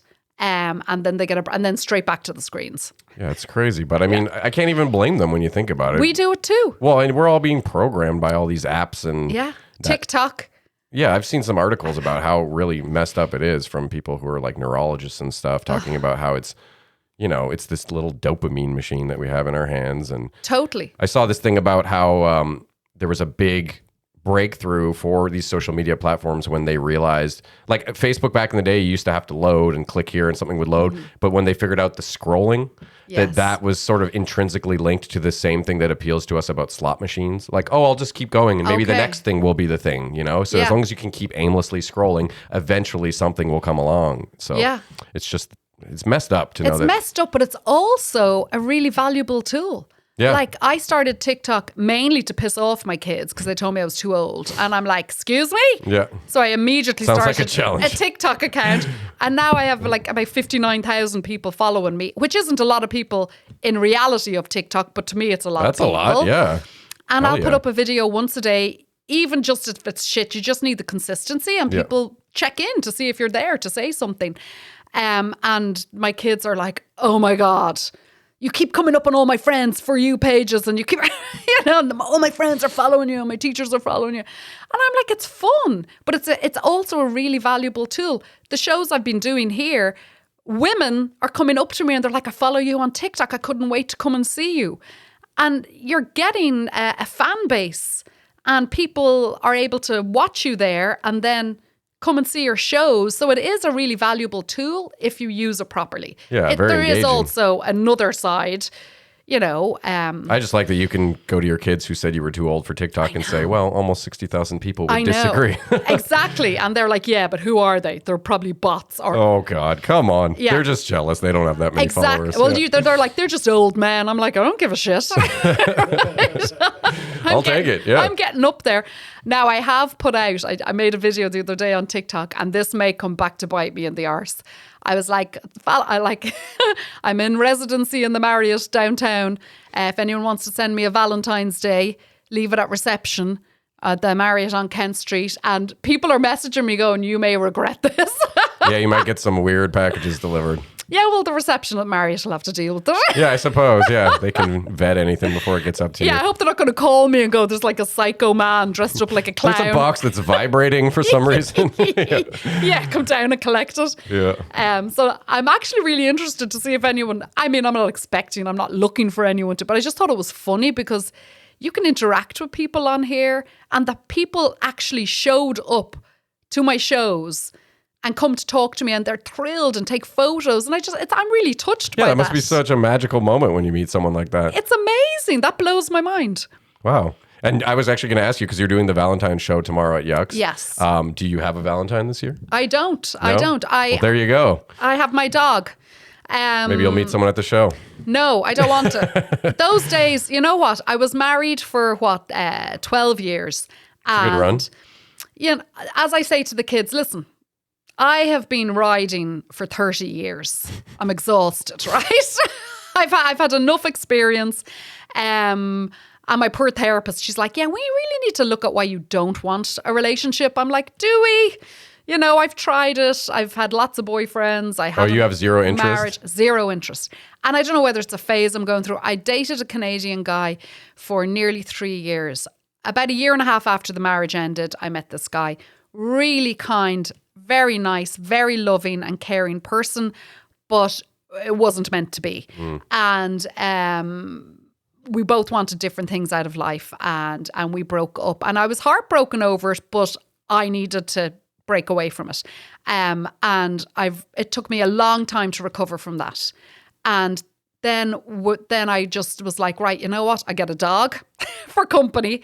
I got myself some good toys and focus on the comedy and the kids. And I'm happy with that. Well, I think someone who does comedy professionally too, that's not necessarily the easiest partnership for the other person. It's because not. you're going to be always out at places where there's drinking involved and you've got fans from TikTok coming up and saying hi to you, It's a weird one, and the guy They'd have to be okay with all that. Exactly. And the guy I was with was okay with it, and he would come to nearly every show. Well, that's cool. Or it's okay. And at the beginning it was cool, and now I'm like, It's cool, like in concept. It was a nice idea to have company in the beginning, but he was just very supportive of it all. But then kind of, it's almost clingy a little bit at that point. but out of the kindness of his heart, he was such a lovely not to person. smother you or anything. Yeah, I can't say anything bad about him, except that I wanted different things out of life than he did, and so we ended it, and I was heartbroken. It took me about a year and a half to get over it, and now it's another year and a half on, and I'm like, I don't have the headspace or the space in my life to go looking for it, and I feel I'm content. And there's nothing wrong with that, but so much of society puts this pressure on women to be like, oh, you got to be hitched up with somebody. So why? Whereas if a man's a bachelor, it's like, who gives a shit, It's cool, isn't it? And exactly, who wants to get involved with somebody and they say, hey, do you want to go for dinner or drinks? And I'm like, well, I'm working Thursday, Friday, Saturday, Sunday. Yeah. I'm available on a Tuesday for a few hours, You'll just have to meet another comic. That can work sometimes, like Rob Pugh and Jen. Yeah. There's a couple times I've seen it go. Okay. I don't think so. I don't know. Listen, I'm not going to lie. After the divorce, I did, ride a few comics, and then you have to go on antibiotics, Okay. I was like, my poor doctor, she was like, right, I know you're going through the divorce. Could you just stop coming in with STDs? And I'm like, I'm a cool mom. Yeah, at least they're the curable ones, it sounds like. So. Oh, I think so. Jesus Christ. The rash went away. Yeah, my blood tests seem to be okay at the moment. But yeah, so I've done all, listen,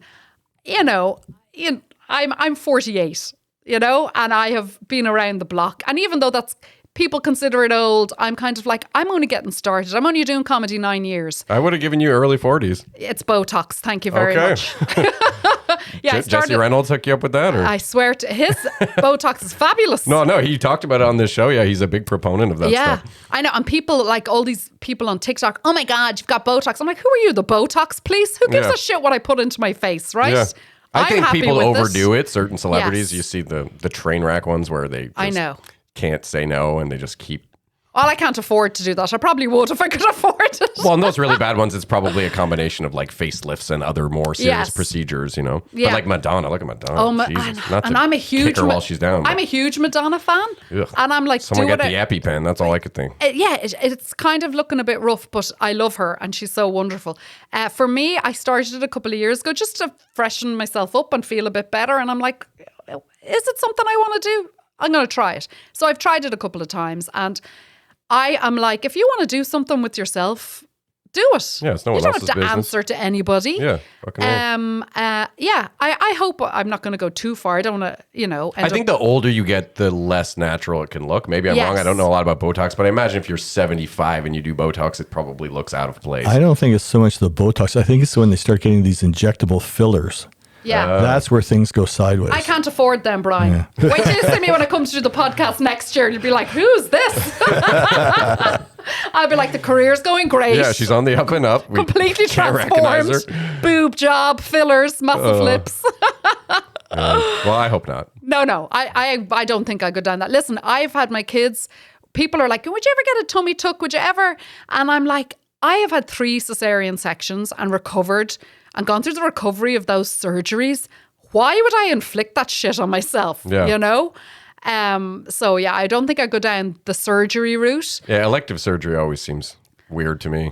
I don't know. I'm not never say never, but at the moment I'm not there. Okay. But yeah, so that's thank you. I'll take 41.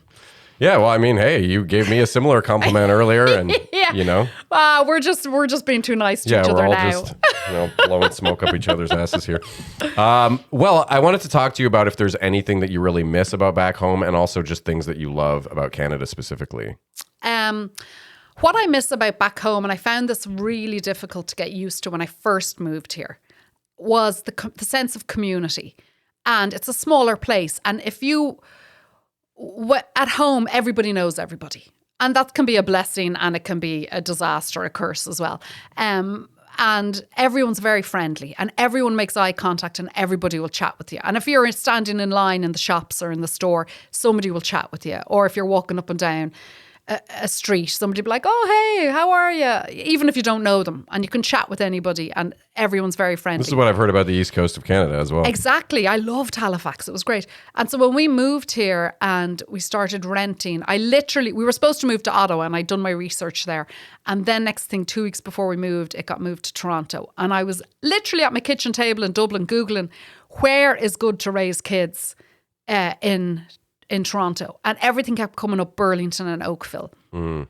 Moved to Oakville. I knew nothing about Oakville, and I'm not going to trash it because I have friends there now. But I could not get over when I first moved here.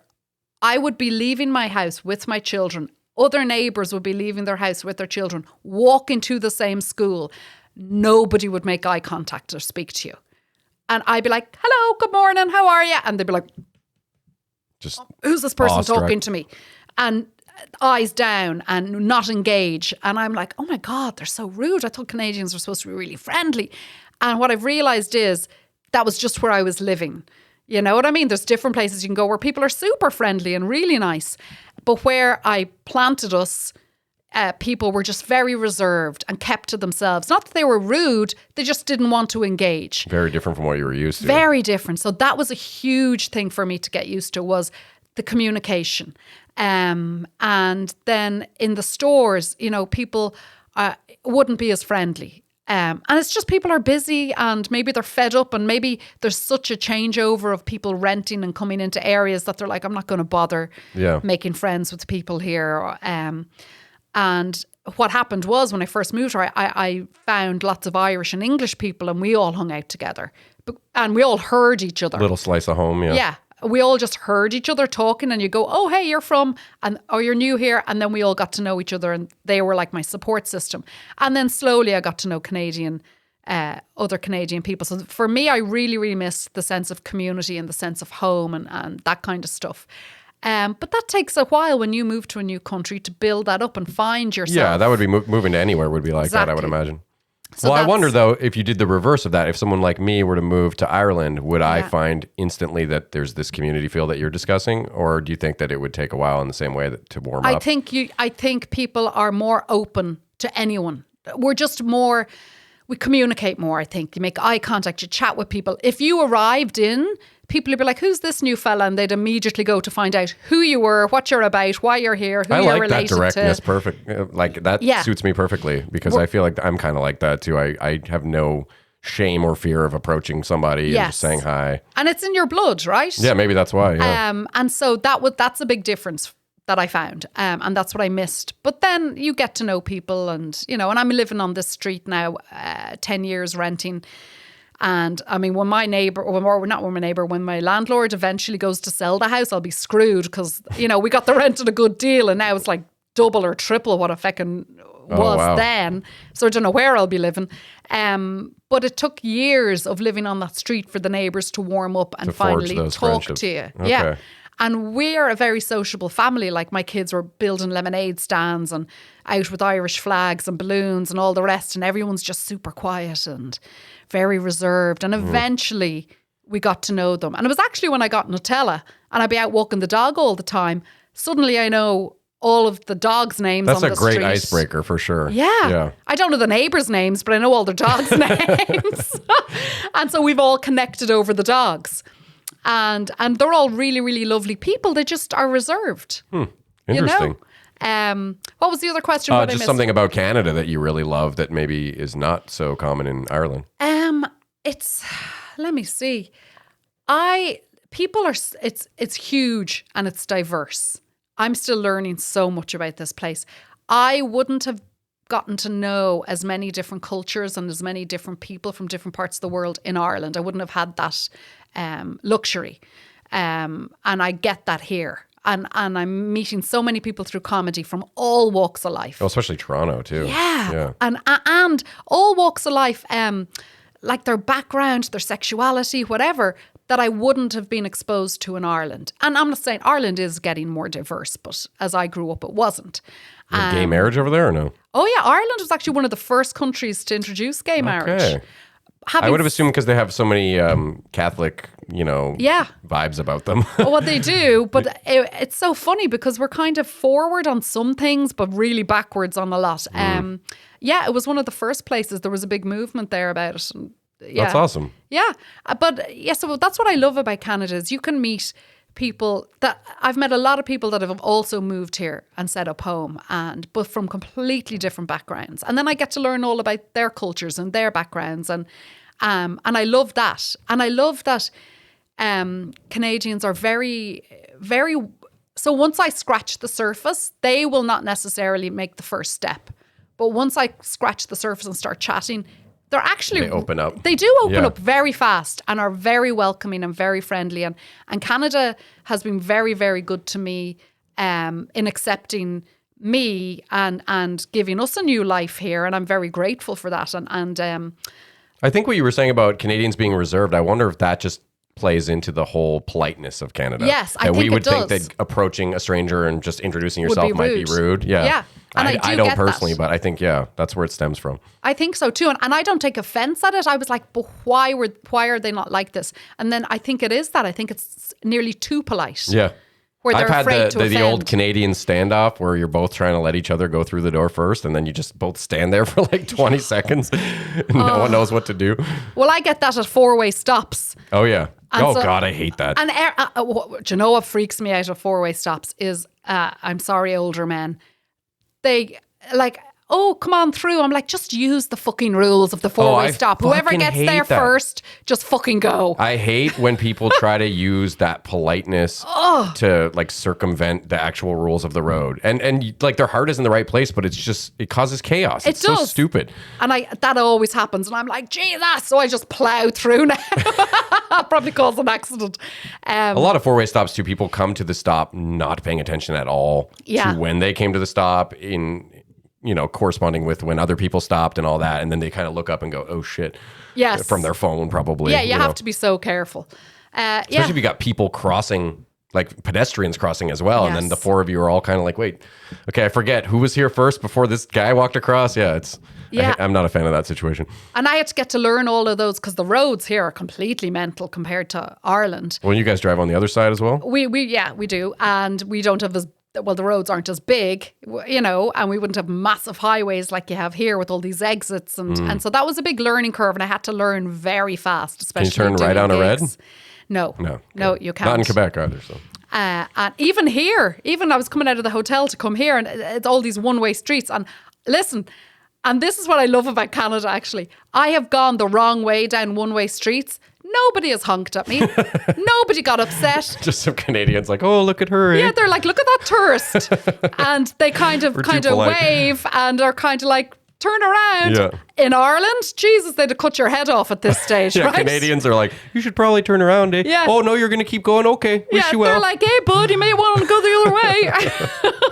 So I love that. Like, I'll fuck up on the roads and somebody will be like, oh, better look next time, turn around, and they're so cool and nice with it.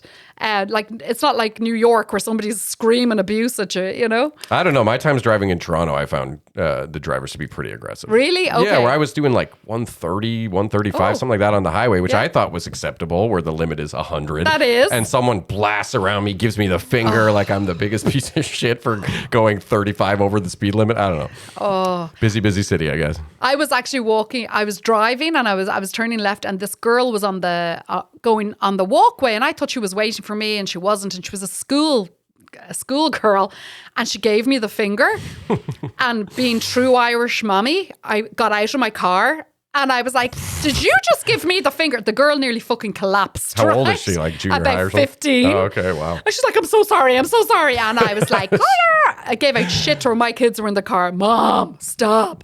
I'm like, she shouldn't be doing that. I mean, getting out of the car, that sends a message for sure. I know. She nearly shit herself, right? You probably thought you were going to shank her or something. Yeah, maybe.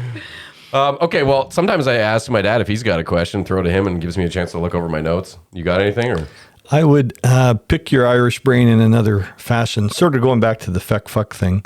There's a couple of phrases that I know what they mean. I know what the intent is. I don't know where they came from, though. And there's one that I consider a particularly ugly phrase, but they use it all the time. It says, taking the piss. Are you taking the piss? Yeah. I know what it means, right? But why taking the piss? So where did that come from? I don't. what does it mean? It means, are you having a laugh? Are you? Yeah, you're putting me on. You're putting me on. Taking the piss. Yeah. Yeah. So I could say to somebody, I'm going to do something cool or whatever. And they're like, you're taking the piss. It's very much, are you messing with me? Are you having a laugh? I actually am not sure where it came from, but we use it all the time. Yeah. All the time. I hear kids saying it. Oh, yeah. The other one was, and I think this is maybe just coming from the Gaelic, but when you've had a great night out or a great time, you say, it was a great crack. Yeah. Yeah. Is that a Gaelic word? It is. Crack? Yeah. So crack is the Gaelic word for fun. Oh, okay. Well, Yeah. that one makes lots of sense. I know. I need to Yeah. start teaching Gaelic in Yeah. Canada. Set up a Yeah, a little information. Or some of booth. these things have bled over, I guess, and Yes. people just say them. And I wonder, you got any idea what you're saying there? You know, And you have to be careful because it's spelt. So the crack, the Gaelic word crack, is spelt CRAIC. Ah, okay. Crack. Oh. And over here, you think crack is in drugs. Yeah, Yeah. crack. Yeah, so I'd be like, oh, I'm going out, I'm going to have great crack. And I mean, I've walked into that a couple of times where I'm like, God. I'm going to the pub, I'm going to have great crack. And they're like, what? And I'm like, crack, and it means fun. They're like, keep your fucking voice down. Yeah, exactly. Yeah. Or you'd walk into a pub and you'd be like, here, what's the crack? What's everyone do? And everyone's like, holy shit. Yeah, but again, it's the Gaelic word. Yeah. I think stuff like that is so fun, though. So interesting, the different dialects from different places. What Yeah. do we have here? What's the Canadian thing? What do you hear here that's a weird expression? I know they say going for a rip. That's like the country. Hoser. Hoser. And no one says hoser, though. Sometimes they Really? do. I've yeah. never heard anyone You say that in hoser? earnest, like ever. I think of that as like a stereotype Canadian. Back in the 70s. Okay. Yeah, maybe it's just They used to say it back in the 70s. You hoser, you know. I think we should bring it back, personally. Yeah. A lot of the comics say it. Oh, really? Or else maybe they're just trying to. I don't know the last time I heard someone say hoser and actually mean it, like calling someone a hoser. Maybe they're taking the piss out of me, Brian, are Yeah. they? I want to ask you actually, because Kelly and I are getting married this summer and Yes. we're still kind of trying to loosely plan what kind of a honeymoon. Okay. So that got me thinking, because we have talked about Ireland or England Yes. as a potential spot. My mom has a blow up bed. Yeah, there you go. I'll make sure to hit her up. Yeah. So I wanted to know if, let's just say money wasn't an issue, which Yeah. is not true, but let's just say I had all the money in the world. What would be sort of the things that you would say are musts on an Irish itinerary for a trip? And I also was wondering if there are any Irish tourist spots that you would say are like majorly overrated. Okay. I'm going to get in trouble with people in Ireland. I know for I'm making you saying the this Irish shit. ambassador here, but Well, I am. I'm the queen yeah, of you got all Ireland. this information. I got to hit you up on this.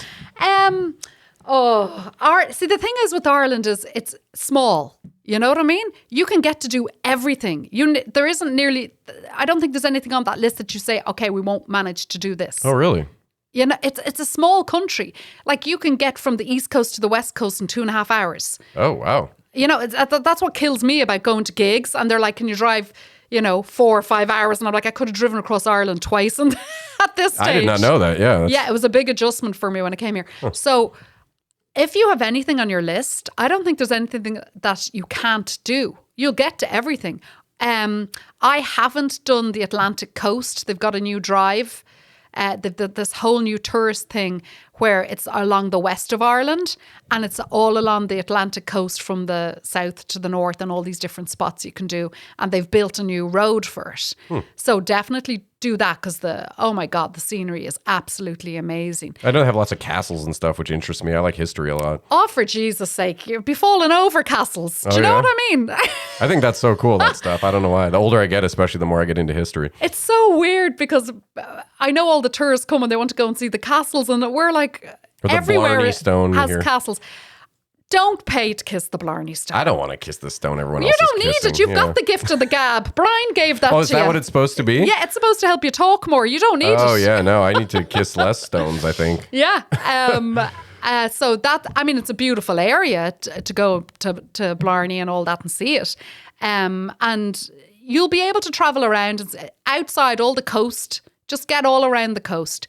And it's so beautiful. If you can get out to the Aran Islands off Galway, make Okay. sure and go. You got to take a ferry out there or something? Yeah, you'll get Okay. a boat over from Galway. And you can go for a day or you can go and stay out there. I would do that. Rent bikes, go around the island. The Aran Islands are fabulous and the pubs are great and there'll be all live music. And Yeah, I feel like I would have a blast for sure. inevitably someone's going to pull out a fiddle or a tin whistle and they're going to start up a session and music will start and there'll be a bar on and drinks. And I know it sounds like stereotypes and but that's what it is. Yeah, doing jigs Especially... Well, I don't know about the jigs, but especially out around the west and up north, up Donegal and all that's beautiful. And go up into Northern Ireland. Hopefully they won't have put a hard border back in for Jesus' sake with Brexit. Like things are changing, which is shit.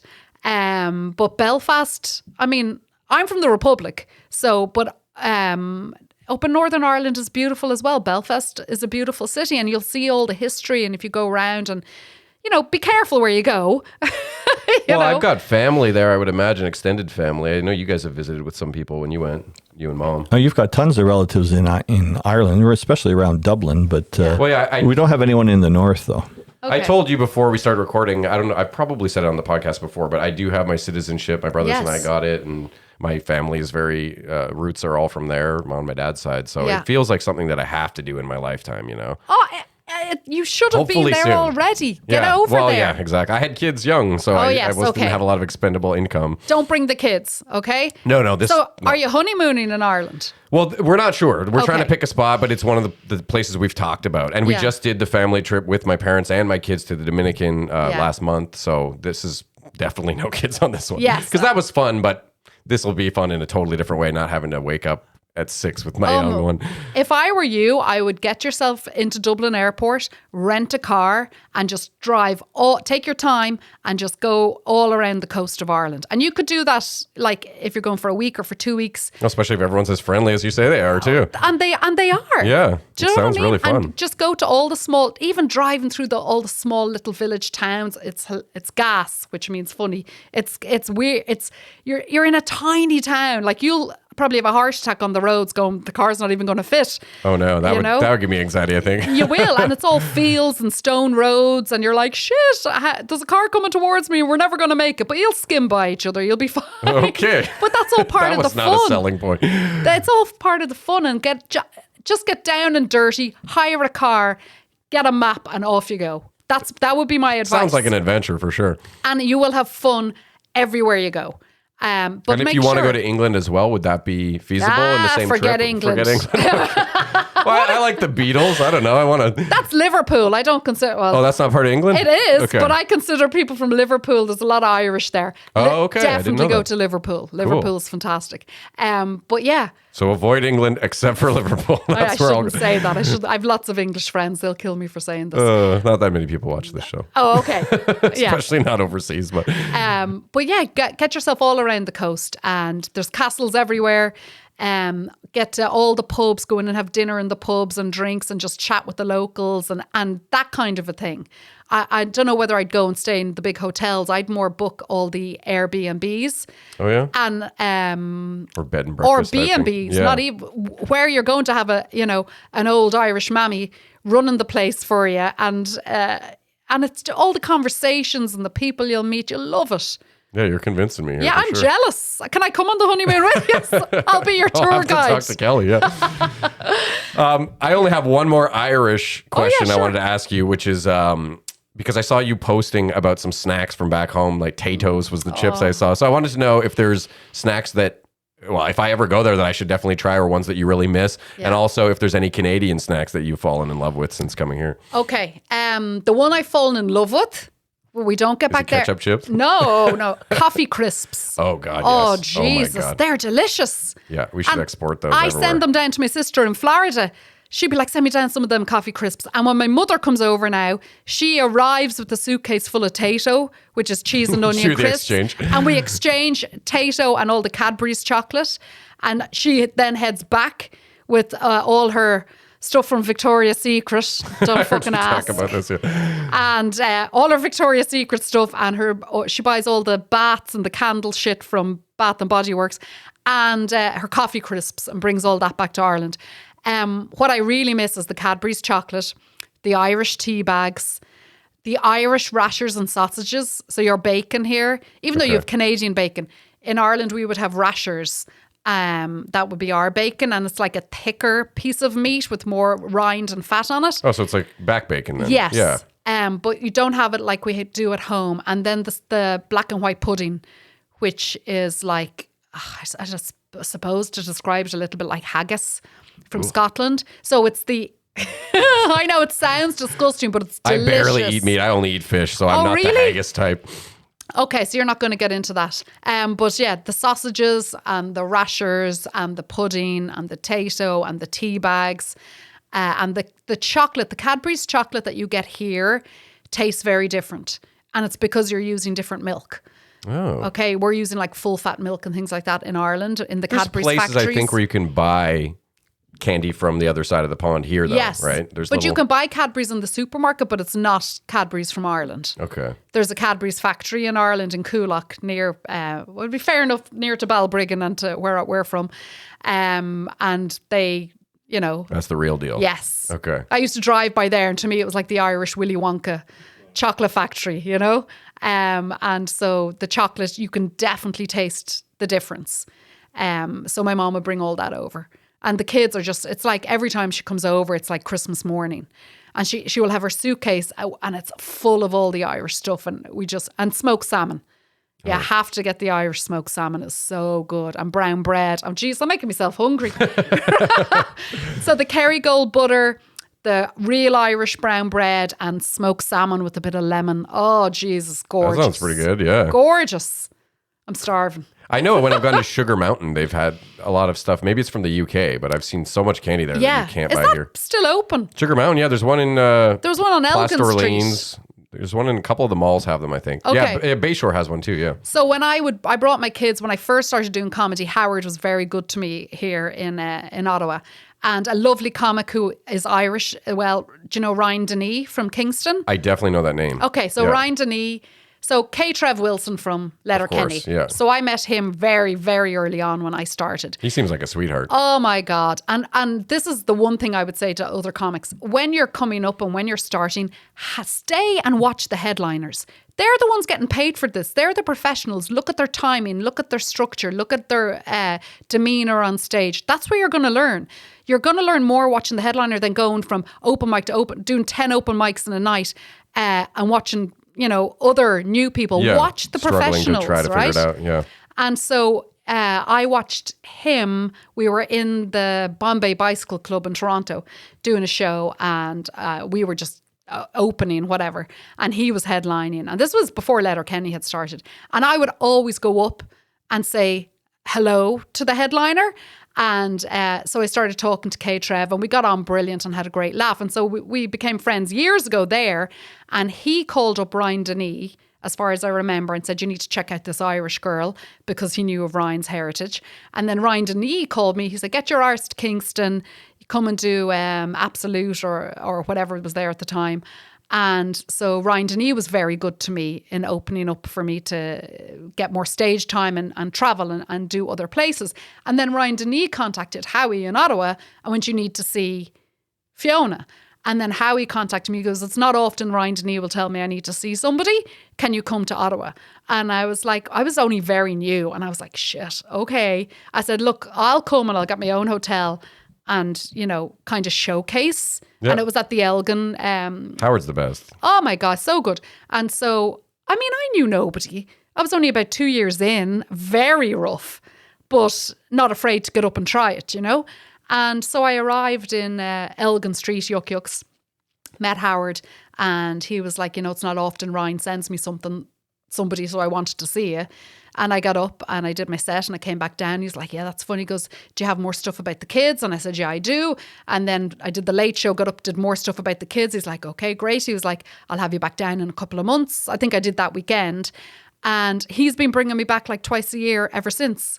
And being very, very supportive. Yeah, I've seen you doing lots of gigs here. Yes. In the last, like you said, last couple of years. Before that, I never really saw you around here, and now you're popping in quite frequently. Yeah, and it's kind of like every 6 months I'll be back. Although I'm busy now because I'm here now, and then I'm coming to this Crack Up Ottawa in March. Yeah, in March as well. Okay. Yeah, and I don't know where I was even going with this. I was going to say K. Trevor Wilson. You got me thinking. I'm sure I could just Google it, but I've always wondered what the K stands for.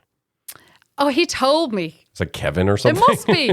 Yeah, but now he's changed. I don't know. Does he go by Trevor Wilson now? I think he's still K. Trevor Wilson. Everything I've ever seen. Yeah. Yeah. Well, to me, he just seems like a big teddy bear of a guy. You know. He is so lovely, and Great I haven't laugh. and I haven't met his wife yet. Like I haven't seen him in a couple of years, but he was very good to me in the beginning. Very friendly. Yeah, he's blown up huge. Huge, yeah. And I'm so happy for him. I saw him on that LOL. Where they were all trying to make each other laugh. Did you watch that show? Yes. That was really good too. And he's got such a great chuckle. Yeah. And so, he was so welcoming Contagious and so laugh. friendly to me in the beginning. And I think because I'm not, like you had said, you're not afraid to go and talk to people. No. I would always approach people, whether they liked it or not. And I would know very quickly if they didn't want me to talk to them, I'd try and walk away. Maybe it's the Irish in me. I'd be like, oh, hey, I'm Fiona, I'm from Ireland, I'm a comic. And usually people will chat to you and ask you a bit about This has been Ireland. very eye-opening, to be honest, because you're describing kind of like my personality, and I'm starting to realize I think it's just Irish genes, apparently. I think it is. I think it is. We'll go and say hi, where an awful lot of other comics are like, how did you start and how did you get this and early on? Yeah. And I was like, well, I just went and talked to people.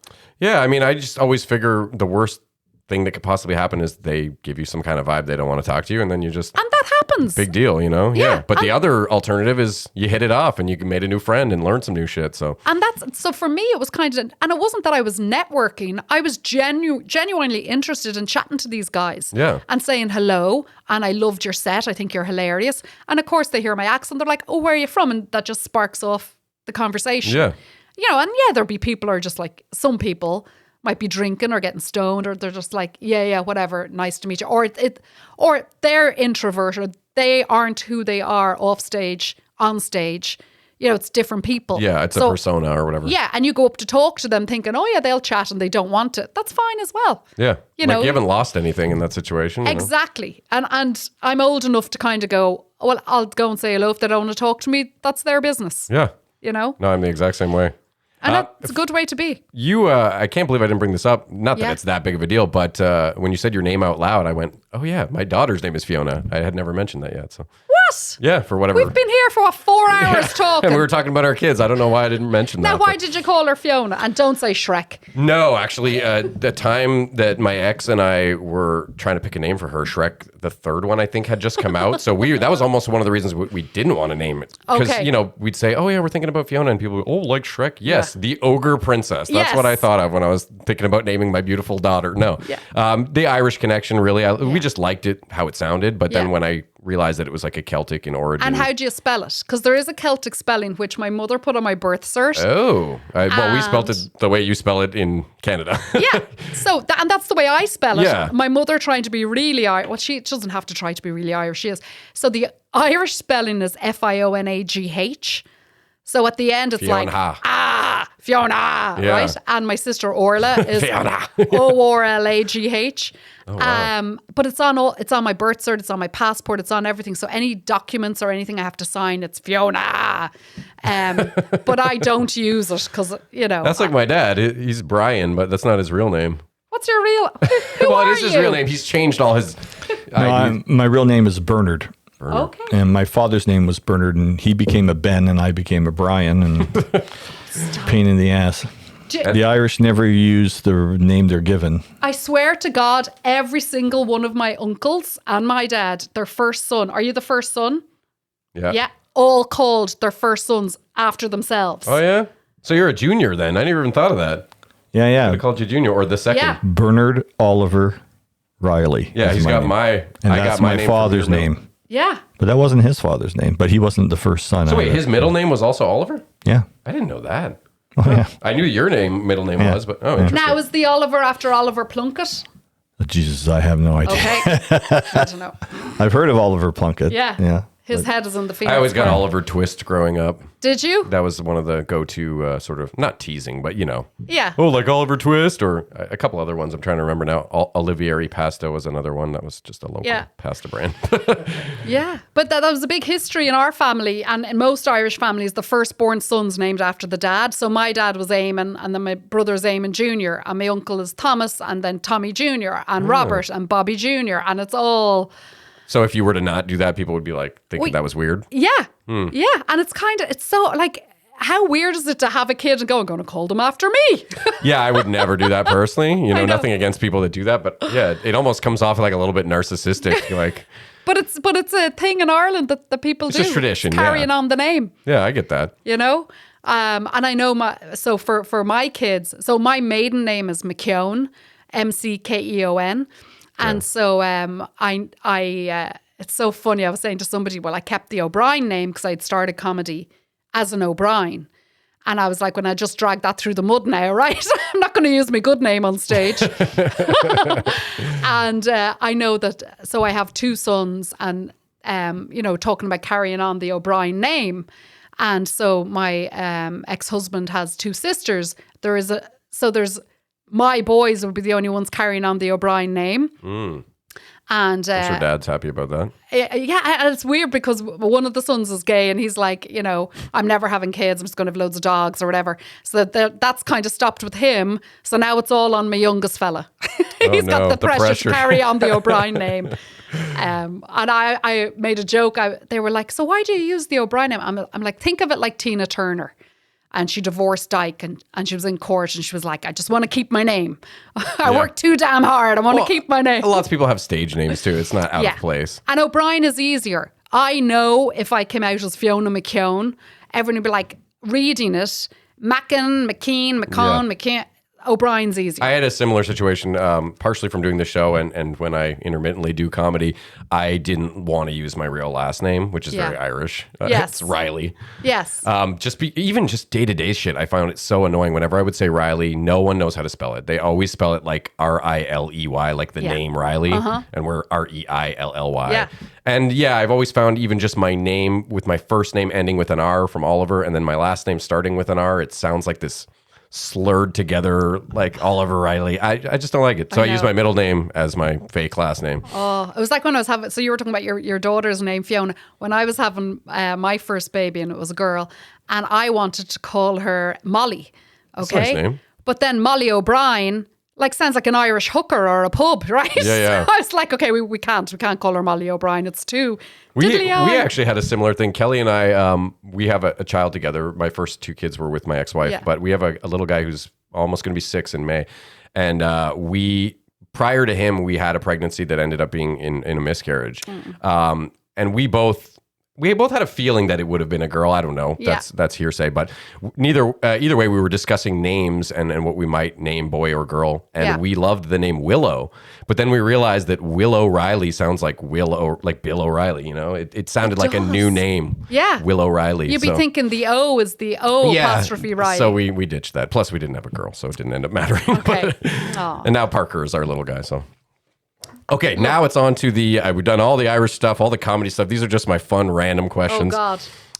One I wanted to ask you about, I saw a picture of you with Adam Sandler, and I just wanted to ask how that came about. Was that a comedy gig, or was that just random in the street, kind of, you ran into him, sort of? So, Adam Sandler, I'm talking about as if I bloody know him. I don't know him, okay? Well, it's a nice picture of the two of you. You look very friendly. I was getting a picture. All the Canadian comics were too shy. I'm like, fuck this, I'm getting a picture. That's what we were talking about, yeah. Exactly. Poor Adam Sandler's like, oh no. Oh, he looked happy. Was he? There's a funny story behind this and I feel bad. So he was making a movie. He's been making a movie. It's going to be coming out. It's called You Are So Not Coming to My Bar Mitzvah. I think that's what it's called. He was filming in Toronto, though. Filming in Toronto all last summer. And so he was popping up all over Toronto and he was coming to a lot of comedy gigs. He was playing basketball a couple times, I heard. Yes. Yeah. And really friendly. And he had showed up the Corner Comedy Club, which is right across from Yuck Yucks downtown Toronto in the lane. There's an alleyway out the back. And you come out of Yuck Yucks and the corner is just down the stairs and it's kind of a really cool place. So he was hanging out there a bit. And a guy who's in his movie, who's also a great comic, who's been opening for him on tour, called Joe Vesey. I arrived into Yuck Yucks to do a show. I'm emceeing. They're like, Joe Vesey from Adam Sandler's movie is going to be on. So I met Joe, chatted with him. And I said, oh, is Adam going to be here tonight? He's like, oh, sometimes he turns up, sometimes I don't know. And so I did my bit, opened up, warmed up the crowd, introduced Joe Vesey, got to talking after the show. He was talking to me and Pete Johansson in the alleyway. We were having a good laugh. And then suddenly Adam Sandler just walks out of the Corner Comedy Club. And, in his big basketball shorts and the T-shirt. His wife was with him, had a few other people. I don't know whether they were friends or I can't imagine he would have minders. Bit of an entourage, though. Yeah, there was an entourage, but probably just friends or people he's working with. About 7 or 8 people came out. And I was like, oh my God, Adam Sandler. And he walked down the alleyway. Nobody bothered him. Off he went. Anyway, so he went around the front of Yuck Yucks. I'm at the back in the alleyway chatting with Joe and Pete. And Jessica, who's the manager of Yuck Yucks, popped her head out and I'm such an idiot. She's like, Fiona, you left your tripod in here. Come in and get it. So I came back into Yuck Yucks. The place is empty. And I run up to use the loo, the toilet. And I went to get my tripod, went up to the loo and Joe Vesey's standing outside the men's toilets and I'm going to use, and I'm like, oh, hiya, Joe. I thought you were heading off because I'd said goodbye to him in the alleyway. And he said, the main guy is just using the Taking bathroom. a shit or something. Yeah. And I was like, well, I'm about to ruin his shit. Right?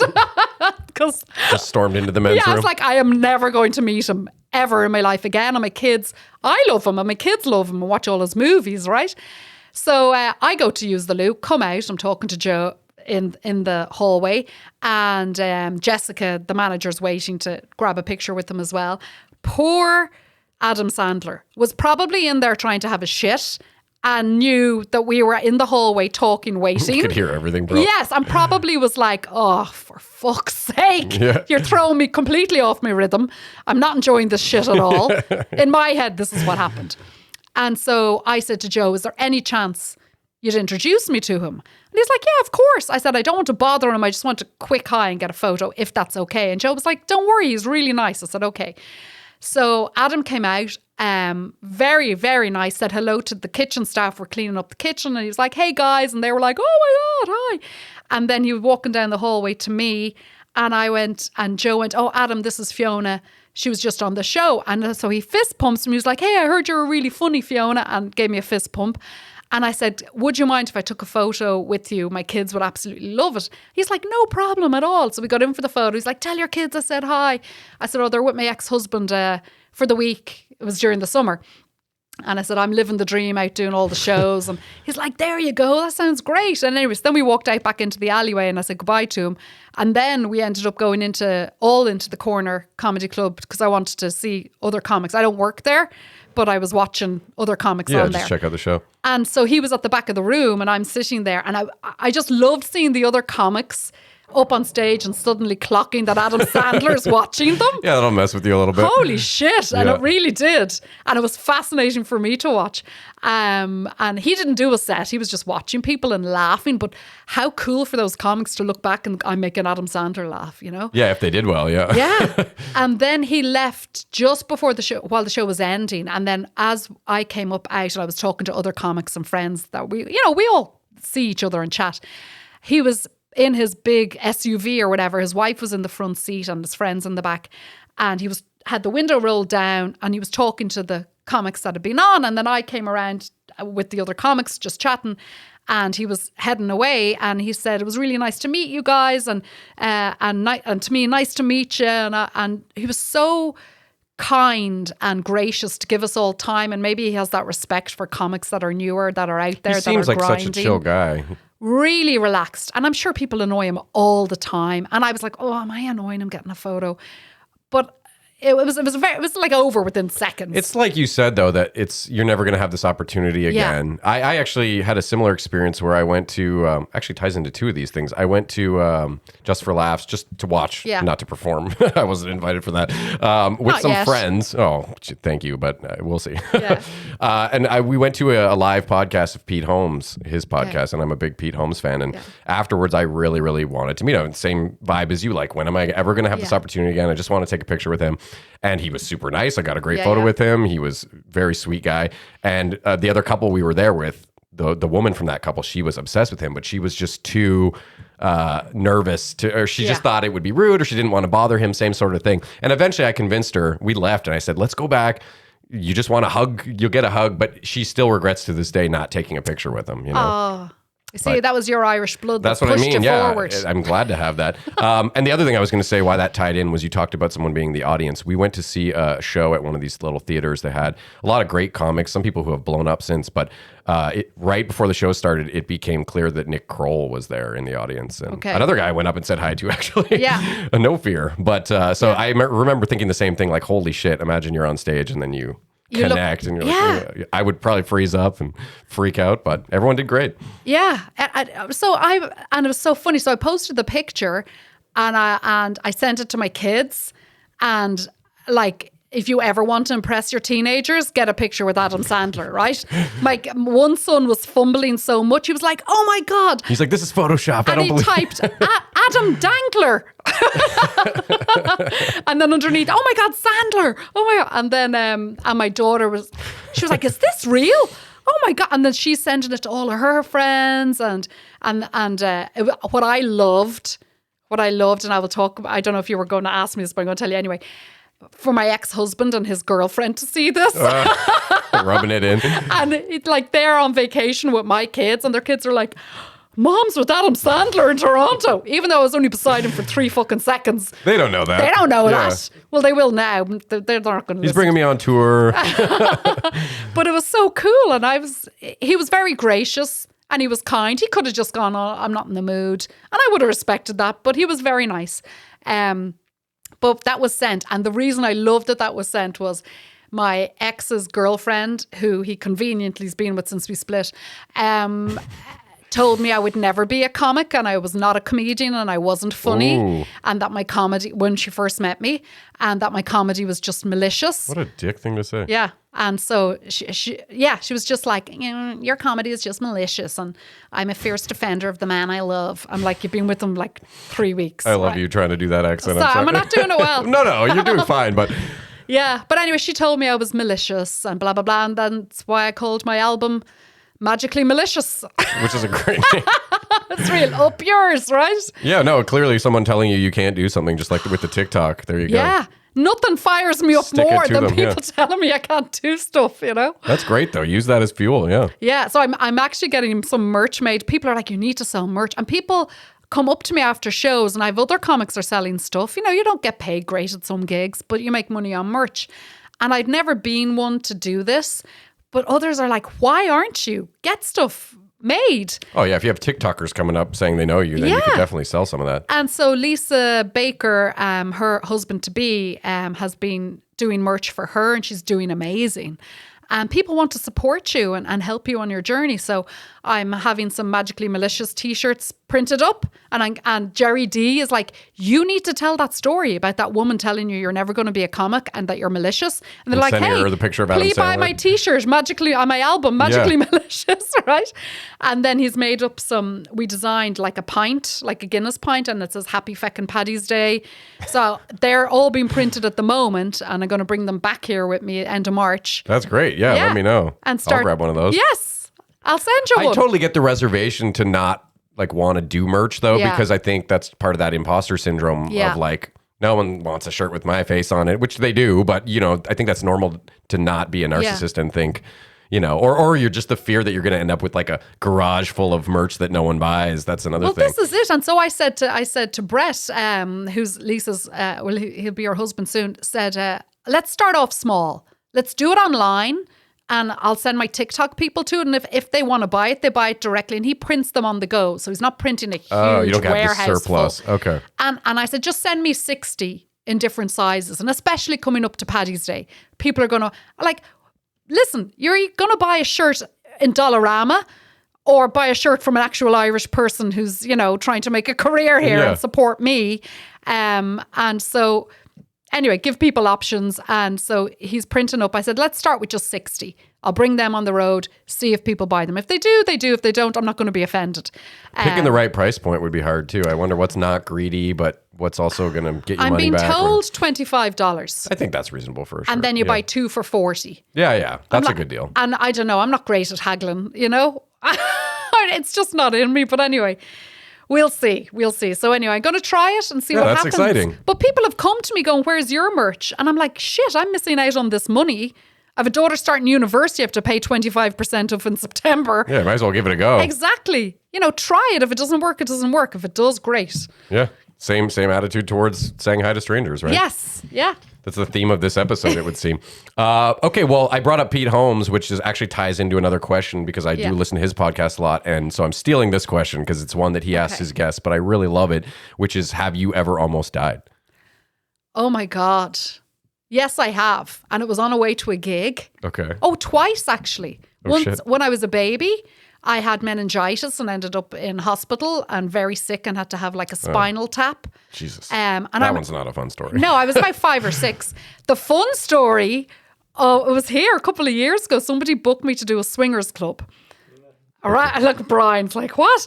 And as Brian will know, we don't have swingers clubs in Ireland. We just have the church. And so I was very flustered about going to a swingers club. Like, it was totally out of my comfort zone. The pay was good. I was like, feck it. I was allowed to keep my clothes on. You were just afraid they were going to try and rope you in or something? I didn't know what I was going to see. And I wasn't sure what was going to be happening. And people had told me some people might be having sex while you're doing the show. People Whoa. might be naked. Okay. I swear to God, right? That's a little bit much, yeah. Canada's been very good to me. That must be weird when you have someone groan in the audience and you don't know if it's because you told a bad joke or because they just had a climax. I know. Yeah. Oh, it was the weirdest night. I do a whole bit in my set about it. And I was driving to this experience very, very flustered as an Irish Catholic woman, going, what the fuck am I doing? What am I walking into here? Where am I going? What am I walking into? What am I going to see? Am I going to collapse? Is somebody going to try and hop up on me, you know? Yeah. And as I was driving to the club, I was very distracted, and I took, there was a green light and I was waiting to turn left. Okay. And I thought the arrow was there to turn left. And a guy came and literally just clipped my car. I kept driving. He turned around, pulled in. I pulled in, and he got out and started fucking freaking out at me. And I was like, I'm so sorry. I'm so sorry. And he even checked my car because he thought he had hit me. And my life flashed before me. And all I could think of, well, my dad had just died. Well, I'll go see my dad. That's all I thought. Wow. But it was that close. It was seconds away from a write-off. So there was no damage though, even? Apparently, there wasn't even a scratch. I actually thought he hit me. I thought he clipped me. And that was the nearest. But if you had left home like 5 seconds earlier or whatever, you play that scenario out in your head. But I get in the car every time now going to gigs and I say to my dad, Eamon, get me there safe. Right? And I'm not doing any more swingers gigs. Yeah, exactly. But yeah, I walked into the swingers club like fucking shaking. Like I thought my life was over. And I was like, can you imagine my kids hearing she was like on her way to a swingers club? They'd be like, holy shit, this divorce has hit her Oh heart. my God. Was it as weird as you thought it was going to be when you got there? Yeah. Okay. There were people having sex? Or? Yeah, there was a man sitting in the front. Now, fair play to him. He was on this big leather couch that was shaped like two lips, like something from a Rolling Stones, like a big red leather couch. And he had a woman on either side with massive knockers, like, you know, the danglers down on the knees knockers. And he's watching he's watching my set with his arms around both their shoulders, literally honking their tits and I was trying to keep not how do you looking. stay focused in that situation? Yeah, because I was like, I nearly wanted to go and honk their tits, like, you know. Then there was a man grinding up on a woman beside a speaker. Is anyone paying attention to the set? But they were all looking at me while they're Weird. doing what they're doing. And I had a great set. And I was like, oh my God, what is going on? Did you just leave or you hung out after? A couple tried to rope me in for a throuple. And the next morning I woke up and they've given me 1 year free membership to the club. Oh, some people liked you there for sure then. So I was like, it must have gone well. Yeah. But I haven't been back. It makes me think of, we had Bobby Knopf on here not that long ago, and he does like a naturist where they perform comedy. I've been Everybody's asked to naked. do that. Oh yeah, that's Bear gotta be- Oaks at Bear Yeah, Oaks. Yeah. So Leanne Mulladin, she's an she's a Canadian comic, but her mom is from Northern Ireland. And she's been so good to me. I first moved here and started doing comedy, and I messaged her saying, I'd love to do, she does the Mary Janes of Comedy, which is the longest running female comedy show in Toronto. Cool. And she heard I was Irish, and do you know what she did? Like, how nice was this? She said, where are you living? And I told her where I was living, and she said, I'll meet you for coffee next week. You're new. I want to make sure you're okay and doing. I had said I'm going through a bit of a shit time, and I'm doing comedy. She came and met me, and she had a bag of Irish tea bags, chocolates, stuff for the kids. So nice, and that's started really putting me nice. on her shows. It's the Irish blood and the Canadian blood. It's a good mix. But she was so lovely to me. And where was I going? The nudist stuff. So she runs Bear Oaks Oh wow. comedy show, and every year she's like, "Are you ready?" I'm like, "No, let me lose 10 pounds." And I would imagine every year you get older, the less inclined you are to want to go get naked in front of strangers. I'm having a bit of a glow up in the last 2 years, and I lost 60 pounds. Oh, wow. Right? Congratulations. Thank you. But I've had 3 kids, and so, like, you know, it's kind of loose skin and beanbaggy around that area. And From what Bobby told me, they embrace doesn't give a everybody. shit. Yeah. don't get. I and think the whole nature of it is appreciating all shapes and forms. And exactly, and it's not to sexualize somebody; it's being free. Yeah. And every year, Leanne, so I had lost a bunch of weight over the last 2 years slowly to get back to where I was before I had kids. And she's like, "Come on, you need to do it now." Yeah. And I'm like, "Oh, I Still still sound on the don't fence. know if it's my Irish Catholic blood can do this shit." Yeah. I think the women have less to worry about than the guys, in my opinion. Because if you're nervous, you're either going to get a boner or you're going to shrivel up. You're never not going to be at normal resting penis. Yes, yeah, and I get that, but she asks me every year, and every year I wish I had the nerve to do Gusto it. to go and do it, yeah. But I haven't yet. Maybe when I'm older, I'm like, fuck it, I don't give a shit. Yeah, you might get to a point where you're anymore. just like, screw it. They're still asking. I'm flattered. Yeah. Let's do it. Yeah. Yeah. So yeah. I was just amazed that even exists. When Bobby told me that, I was just kind of surprised that there's a naked comedy show. You can do comedy anywhere. I suppose. I didn't know swingers comedy clubs Yeah. were a thing either, but Well, during the pandemic, I was in dog parks doing comedy. You can go oh anywhere. yeah, and do drive-in movie comedy. theaters, Yeah. they did, yeah. But that was more like out of necessity, True. Yeah, and you had to be outside. Yeah. There was no other option Yeah. at the time. Okay, well, that was a fun answer. What do I have here? I think we've almost gone through everything. What's the weirdest thing you've ever eaten? Okay. I traveled to, I was going to Australia, taking a year out when I was 24, sold my car, went with a friend. In Ireland, you get this year visa to work in Australia if you're under 26. And so we stopped in Bangkok, weirdest place I've ever been in my life, right? My brother lives in Thailand, actually. Oh, really? Yeah. Okay. And so we went to Bangkok, and then we were going on to Sydney to take a year to travel and work. And this is obviously before marriage and kids and everything. And while I was very actively riding everybody. And so the weirdest thing was probably something in Bangkok, probably like off the street vendors, like roasted cockroaches and stuff like that. Very gritty. Apparently that's the future, though, they say, with protein from crickets and shit like that. It's a bit Survivor shit, isn't it? Yeah, I'm not looking forward to it. No, that's not going to fill you. And they're like, oh, it's protein. You're like, oh, I don't know. It's all stuck on my teeth. Very gritty. Didn't really like it. And then also in Australia, I travelled up through the centre to Alice Springs, and we ate crocodile and kangaroo. Oh, wow. At a barbecue. There was a burger place around here on Maryvale that served only like weird meats, and I think you could get kangaroo burgers Yeah. there. They've closed since then, but Yeah, and it was okay. It was great. The crocodile was very chewy. ugh. Yeah. I know my dad's had rattlesnake. We might have talked about this on the podcast before, too. How was it, Brian? It was on a pizza or something, wasn't it? Rattlesnake pizza? Yeah, it was the same Chopped sort up of like a same sausage. sort of place. It was exotic meats, but on pizzas for the topping. So you could get alligator, you could get snake, you could Shark get all or sorts of something, things. Yeah, yeah. It was tastes like chicken. Yeah. Doesn't everything. Yeah, you've had chocolate covered ants. I know you told me when I Yeah. was a kid. I thought that was pretty cool. Yeah. Well, I think we've gone through pretty much everything. There was what I was going to ask you. Do you remember what's the last thing you Googled?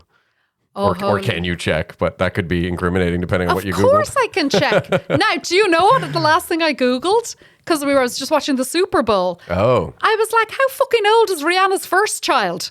she has another kid already? Yeah, so Oh, I she's didn't had know her that. first baby, and then she was announcing by showing the book, because I was watching it and I knew she'd had a baby. Yeah. And I was like, is she at that delicate stage of having lost the baby weight yet? And she's on this. So I was like, oh my God. And everyone's like, she's pregnant. And as a woman who's had babies and people have come You're up like, to me. don't assume. Unless you see a fucking baby's head crowning It's out of a good woman's advice. vagina, do not ask, are you pregnant? Yeah, most definitely. Right? Because that happened to me after I had kids, and people were like, oh my God, have you not had that baby yet? And I'm like, it's in the fucking stroller. Yeah. I'm just still fat. Okay? That's just soul crushing. yeah. So I was very aware of, oh my God, is she pregnant, or is it the baby weight? So Yeah. the last thing I Googled was, how old is Rihanna's first kid. baby? How old is it? 8 months. Oh, wow. Yeah. So then I had to work backwards, and I was like, so she was riding again Wait a minute. within 8 weeks. Yeah. fair play, because you have to wait 6 weeks. Yeah. Well, you're supposed to wait That's 6 pretty- weeks for everything to heal up or whatever birth you've had. To That's start faster than your riding. turnaround with your kids. That's exactly why I was Googling. I was Yeah. like, she's having Irish twins. I've I done Googled this. how old she was when I saw that, actually. She's 34. Okay. And so her son is 8 months and now she's on to the next one. It was a bold move to do we watched the Super Bowl. I'm not a huge football guy, Yeah. but Kelly likes football, so we put it on. And Yeah. that was not what I was expecting for the halftime show, that's for sure. She was making me feel nervous on all that floating shit, pregnant. Yeah, I'm right? like, oh my God. She was high up. Yeah, I was like, I'd be puking all over the place. Or if it was later in the pregnancy, if her water just broke or something, that would be fucking That hilarious. would be amazing, I wouldn't would it? laugh so hard. She'd have gone viral It's like again. dripping off the platform. Yeah, on top of all the dancers. Yeah, all those guys who were Singing dressed like Umbrella. sperms. Right? Yeah. Oh yeah, umbrella. That's funny. Well, there's one last question I'm going to ask you. sure. It's the season 4 question I've been asking everyone this Okay. time around, which is what's the shittiest job you ever had and why? Okay. Some people have multiple, but I might have a few. The shittiest job I have had, and I've done some TV stuff that's coming up that I'm not allowed to talk about yet. I'll tell you when we turn off the mics. Okay. And I talk about it on here. color me intrigued. Yeah. They wanted to talk about it, and I'm like, oh no, please, I don't want to be known as this person. But this is what they wanted. So I got a part-time job before the pandemic. The comedy, I was building up to getting paid better for comedy, which still it's hit or miss, right? And so while the kids were at school, I was like, I'll get a part-time job and do some stuff during the day. So I was doing sales. You know, one of those people that stands doing samples in the stores, Like perfume or something? Or you mean food samples? Yeah. Costco style. in the yeah. health food stores, where, those people that stand there with the stands and everybody avoids them and makes eye contact and goes the long way around the store not to talk to you. Yeah. I was one of them, and I was selling a prebiotic powder. Now this, for gut yours health? are going to talk about the fucking stereotype, right? It's a prebiotic powder that a prebiotic like probiotics keeps you regular, helps you shit, all the rest of it. Good gut flora. Yeah, good gut flora for your gut. Made Kombucha. from potato starch. So I was Oh. selling potato starch. Yeah, that's Stop laughing, Brian. A little too on the nose. I know. And I was their top salesperson because everybody wanted to hear an Irish woman talking about potatoes. Oh, I think it's because you're good at engaging people. But then they'd be like, what is it? And I'm like, well, it's from potatoes. And they're like, oh my God, say that word again. And I'm like, potatoes. And they're like buying all the packets off me. And the job was rough because you're standing there and I had it all mixed up in a drink and you have to give people drinks of it and then explain what it was and help them keep regular and help your gut flora and blah, blah, Gets blah, pretty blah, blah. repetitive. And then the courses I started with the potato starch and then they hear me say potato and that would just go on for hours and I'd be like, oh my fucking God. I'm walking home covered in potato starch having talked about potatoes. I'm an Irish comic. This is so mental. Anyway, the thing that is coming up, this is what they wanted to focus on. And I'm like, oh no, I'm going to be known as the Potato lady. potato lady that helps Canadians shit, right? I wonder how many people came up to you in that store just because someone said, you got to check out the potato Yes. lady. Like, not interested in the product at all. Yeah. And and this stuff is like $35 a bag and people were buying it. Anyway. Then they wanted to promote you after that, I bet. And of course, the pandemic hit. You couldn't be in stores and you couldn't be talking to people and you couldn't be handing out samples and it still hasn't come back. And I'm like, cool, that's fine. The comedy is picked up. I don't need to I've go back closed that to chapter in my life. My potato starch days are over.